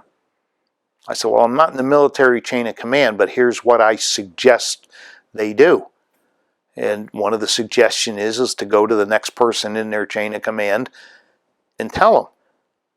Well, she did that, and she was told to suck it up and get back to her job. The Marine Corps has a recruiting expression called pain is weakness leaving the body. So the mentality of a lot of us Marines was, well, the more pain I'm in, the stronger I'm getting. That's drilled into us. Pain is a good thing. It makes you a bigger, stronger person because of your ability to overcome that pain. So that's ingrained in you as part of the military culture. So that's a general reason why people don't go seeking help. Part of the reason why people are committing suicide, both active duty and veterans, because they feel they have nowhere to go. People want to have an outlet. I mean, and I experienced this. I didn't want to talk to anybody for a long period of time until I found out all it was doing was eating me up inside. And once I was able to start talking to someone that I could relate to, it was that burden being lifted and saying, you know what, this is not so bad. So until we can, as a country, realize that having a mental health issue does not mean you're crazy, does not mean you're going to be running rampant, running around attacking people and doing things. It simply means you've experienced something in your life that has caused you to have negative feelings.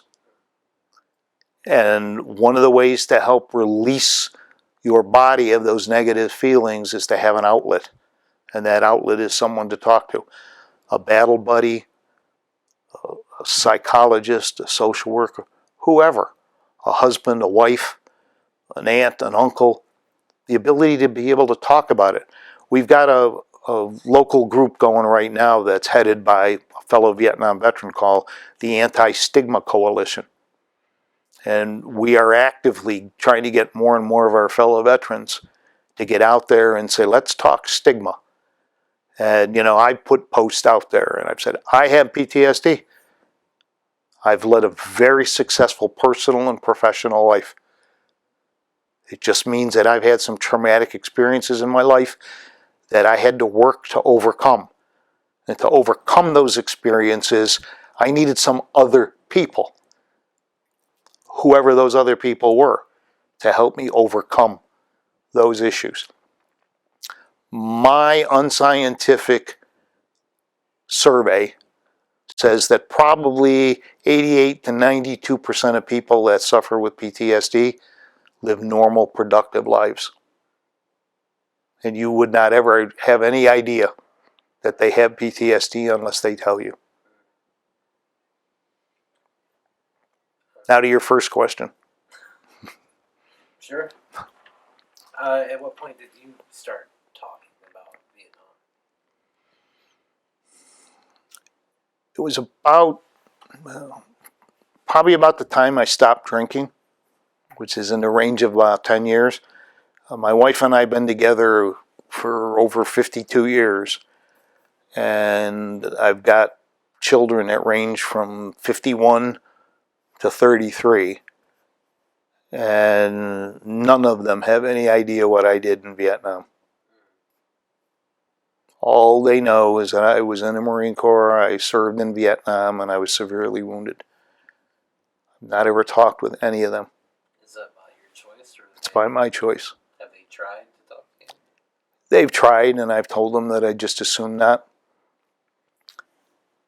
Part of that, and again, I'm not unique in this. I did some things that if they were to be aware of some of those things, they might think less of me. You do some things in war that you would not ever dream in your lifetime that you would ever do. But the instances of war and the atrocities that you see inflicted upon your own fellow soldiers and Marines sometimes pushes you off an edge, and you do some things. So I just assume they not be aware of the things that I've done. I've been able to talk to those things with therapists because, I don't care what they think of me. As long as I feel that they can help me overcome some of the issues that I've had, then I'm willing to talk about it. I think I became more and more vocal about it because in fact, Vietnam Veterans of America, we had, I think we still have it online, we used to put out a brochure with the title of the brochure was PTSD Does Not Mean You're Crazy. And we used to push that around a lot. It might still be on the website. I haven't looked in a long time. But that was the impression. Anybody coming back from war that had soldier's heart, shell shock, combat fatigue, any of these PTSD, you have a disorder. You're scary. You're a problem. I better be watchful of you. That's part of the stigma. Shouldn't exist. It's everybody has things that they do in their jobs. The difference in our job is it's life and death. As I used to say once in a while, this finger decided whether somebody lived or died. That's a lot of power, but it's only about 5.6 ounces of pressure. I know that you talked about how your advocacy has helped your recovery, but do you also think that what you do to help other veterans, is that also a way to make up for the things that you saw and did and more? As a way of reparations or making things right? I try not to think of it that way. I try to think on the more honorable side, that it's in honor of those Marines that gave their lives rather than the negative side of it. I've always tried to keep things on the more positive side, because if you dwell too much on the negative, that can lead you down the rabbit hole. Sure. And you don't want to go that way. Enough said. Do you think that there is a relationship between trauma and incarceration? Give me a little bit more on what you are getting at. Do you think that people who've experienced trauma in their lives are more likely to go to prison?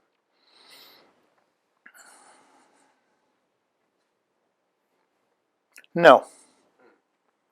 I don't think so. I think people can experience trauma. I'll give you an example. Let's forget the military side of it. Let's take the civilian side of it. You're driving along the road and, there's a backup of traffic because there's a car accident in front, and you're early on in the backup, and as the cops are getting everybody down to one lane and getting people moving the traffic, you happen to look to the accident scene and you see a severed head laying in a road because one of the occupants in the vehicle got beheaded. That's a traumatic experience. Does that person have a proclivity towards winding up and going to jail? I don't think so. So if you turn the military side of it, the first time you kill someone, that's a very traumatic event. Does that necessarily point me towards prison? Maybe. Because maybe I find out I enjoy killing. It makes me feel good. Makes me feel powerful. Makes me feel in control. I have the ability to be godlike. I can look at someone and I can say, I've decided that you no longer are going to live. And I'm going to take you out of this world. 2 examples. That sense of power in killing could lead me to a life of crime. Do you think that the coping mechanisms that veterans develop to deal with those memories can oftentimes lead to problems in the criminal justice system? Yes, because I think when you look at the military and you take that initial boot camp experience where they try to break you down, the military essentially, their job is to teach us to kill, to defend this nation and kill the enemies of this country. But when your term of enlistment is done, they don't take you through a process of teaching you how not to kill. They simply say your tour of service is over. Goodbye. We no longer need you. We're now passing you off to American society or to the VA. So they don't untrain us, if you will. So yes, that military experience, that combat experience does stand the potential of someone saying, I like this, and therefore could possibly lead them to jail. Can you talk about any success stories from your time working with veterans in the treatment court? Yes, I can give you a couple. We had one young man who, when he came into the court, he was living in a tent. He was homeless, just going from a different park to a different park each night so that the police wouldn't pick him up in one town or one village. He was had an order of protection against him from his wife, couldn't see his kids, was ineligible for VA benefits, and was in for substance abuse issues. Fast forward that to about, I'm going to say he was with us for about 20 months, 20 to 22 months, somewhere in that range. Clean and sober,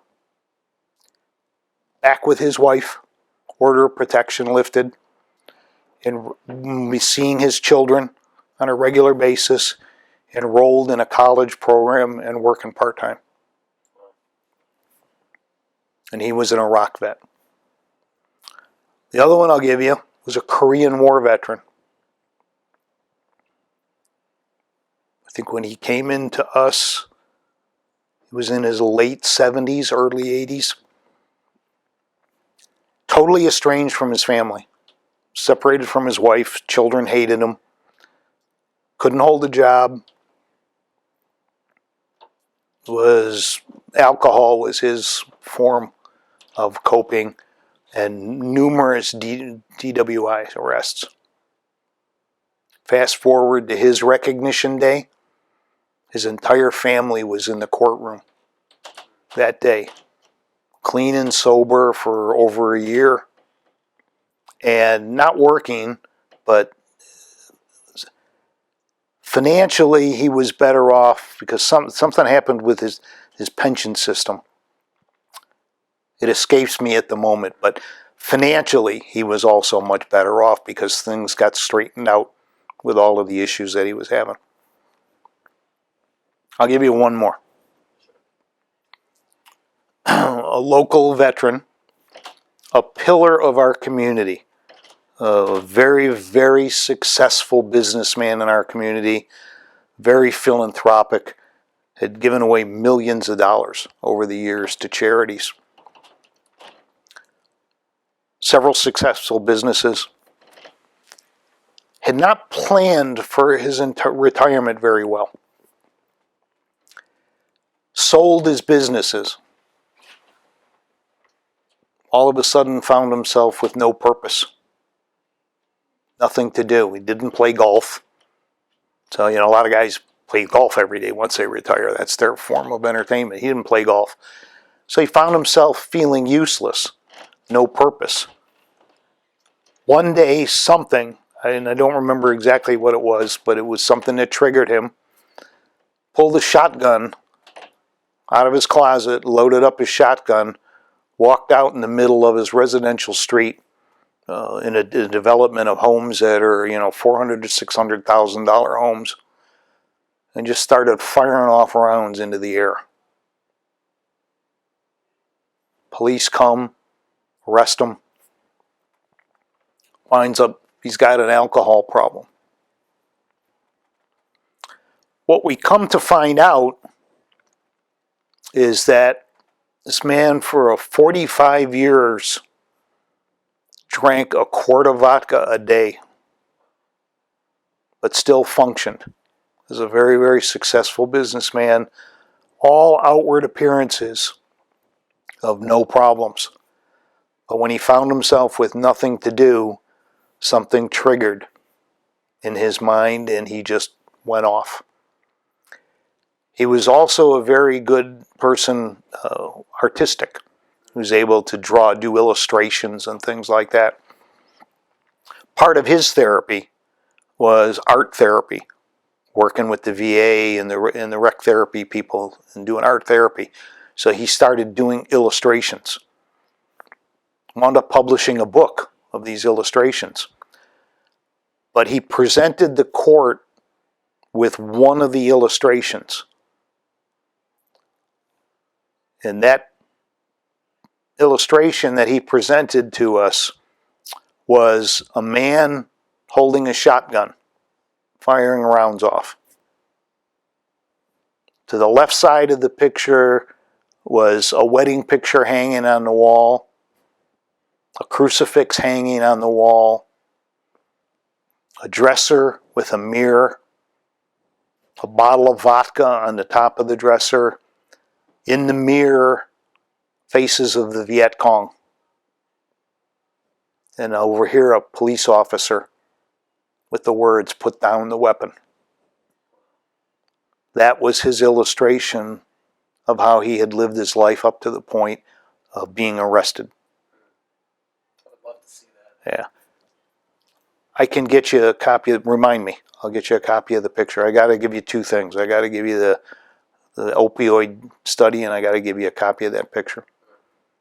But it's very, very telling. Jack and I use it, in a lot of our presentations to people as an example of saying, here's a man by all outward appearances, a perfectly normal, healthy man, very successful personal, professional life, and yet he existed. His wife's comment to us on Recognition Day was, "Thank you for giving me back my husband." So a lot of people say, why do mentors do what we do? Those three examples I gave you is why we do what we do. Because on that Recognition Day, we all can look at that person, clean, sober, moving on with a good life, and say, I played a little part in helping that individual recapture their life. And that's why we do what we do. That's very profound. How does the community respond to loss? We've lost some vets, suicide. We've lost, I think it's 5 or 6 we've lost to suicide. There's one in the hospital right now that the word I got at the hospital was they're taking him off of life support. Been doing very, very, very well. For whatever reason, decided to shoot up.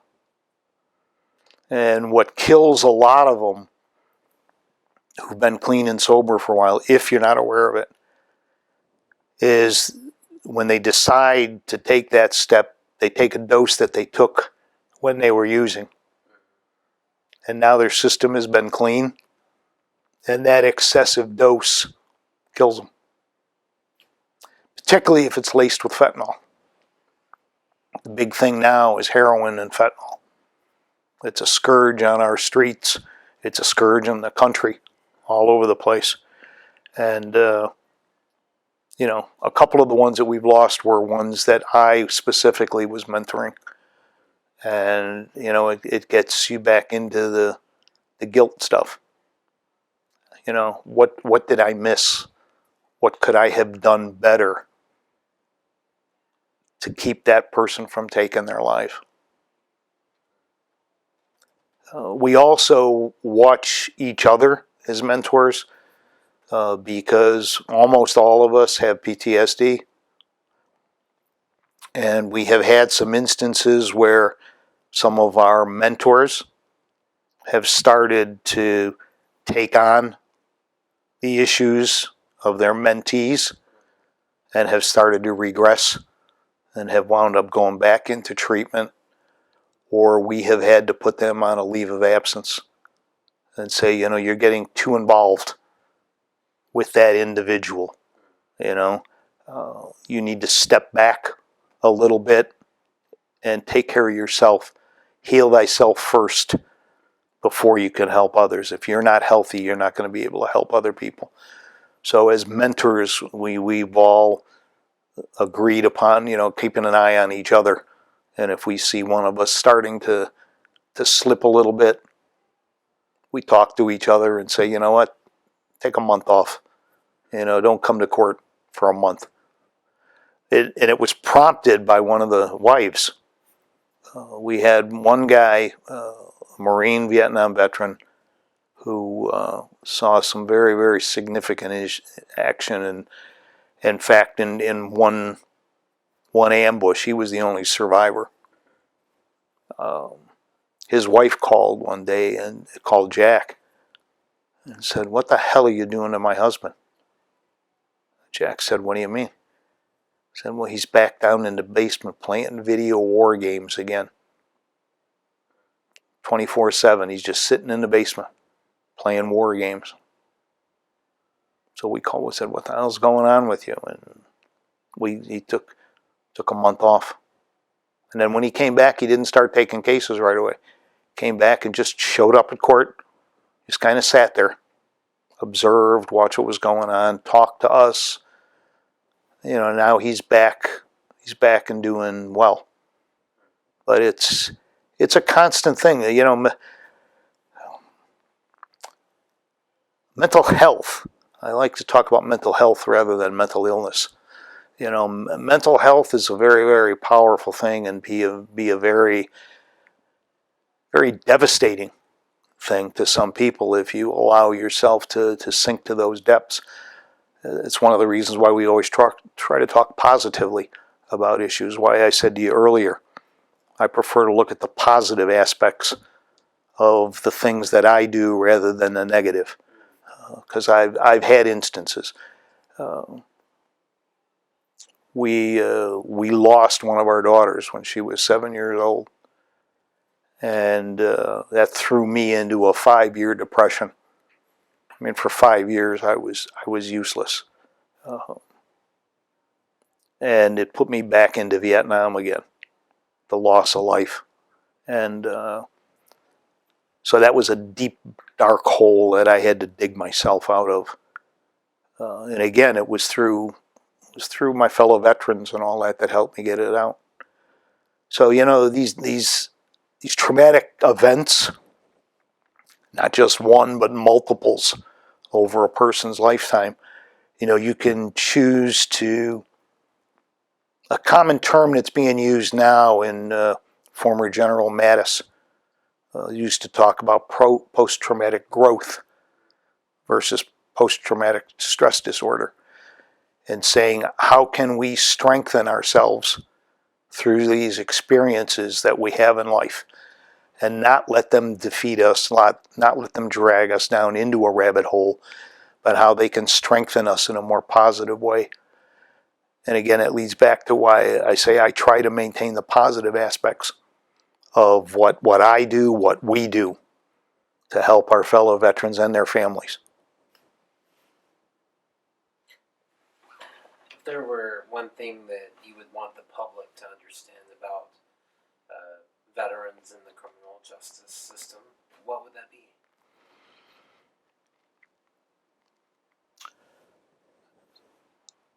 I think people have to understand that we have a professional military today. We have an all-volunteer military.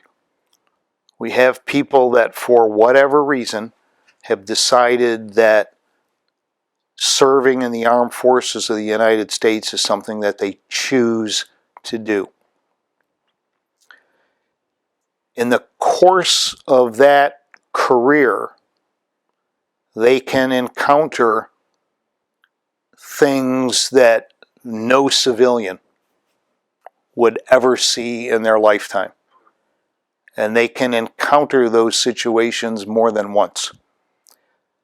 So what I like to tell people is that, take traumatic brain injury as an example. It's a concussion, basically. If you boil it down, it's a concussion. In the civilian world, a concussion, for the most part, is a one-off experience. You slip and fall on a piece of ice and you hit your head and you get a concussion. You're not ever going to have that happen again.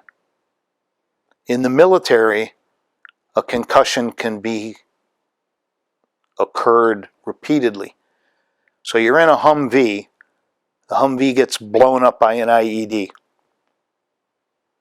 We all wake up, look around, we check each other, we got no blood, everybody's good. Move on.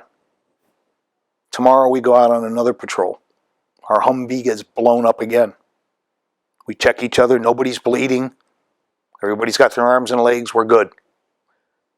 And you go out the next day, and you do that for a year. You are repeatedly getting your brain scrambled. So in the service of my country, I am damaging my brain under circumstances that are totally out of my control. So when I come home, understand that in the service of this country and in the service of you, I may have some issues that I need some help getting over. Be patient with me. Be helpful to me. Be understanding to me. And I will turn out to be a wonderful citizen of this country and of this community.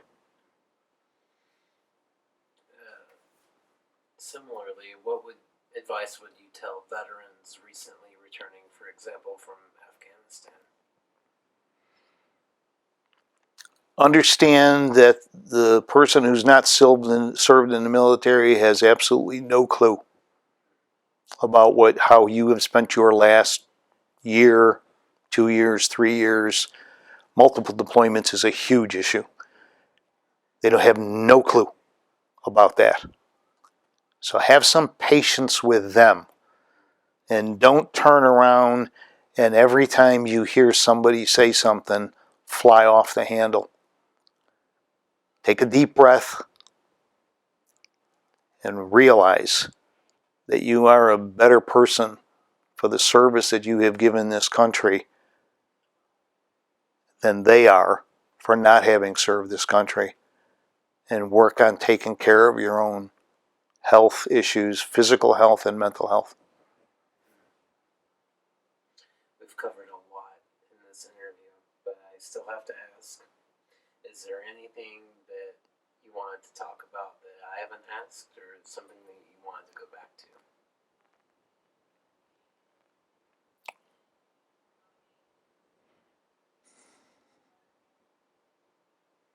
I don't think so. If anything comes up, you have my contact information. I do. Of course. I just have one final question. Okay. When history is written, how do you want to be remembered?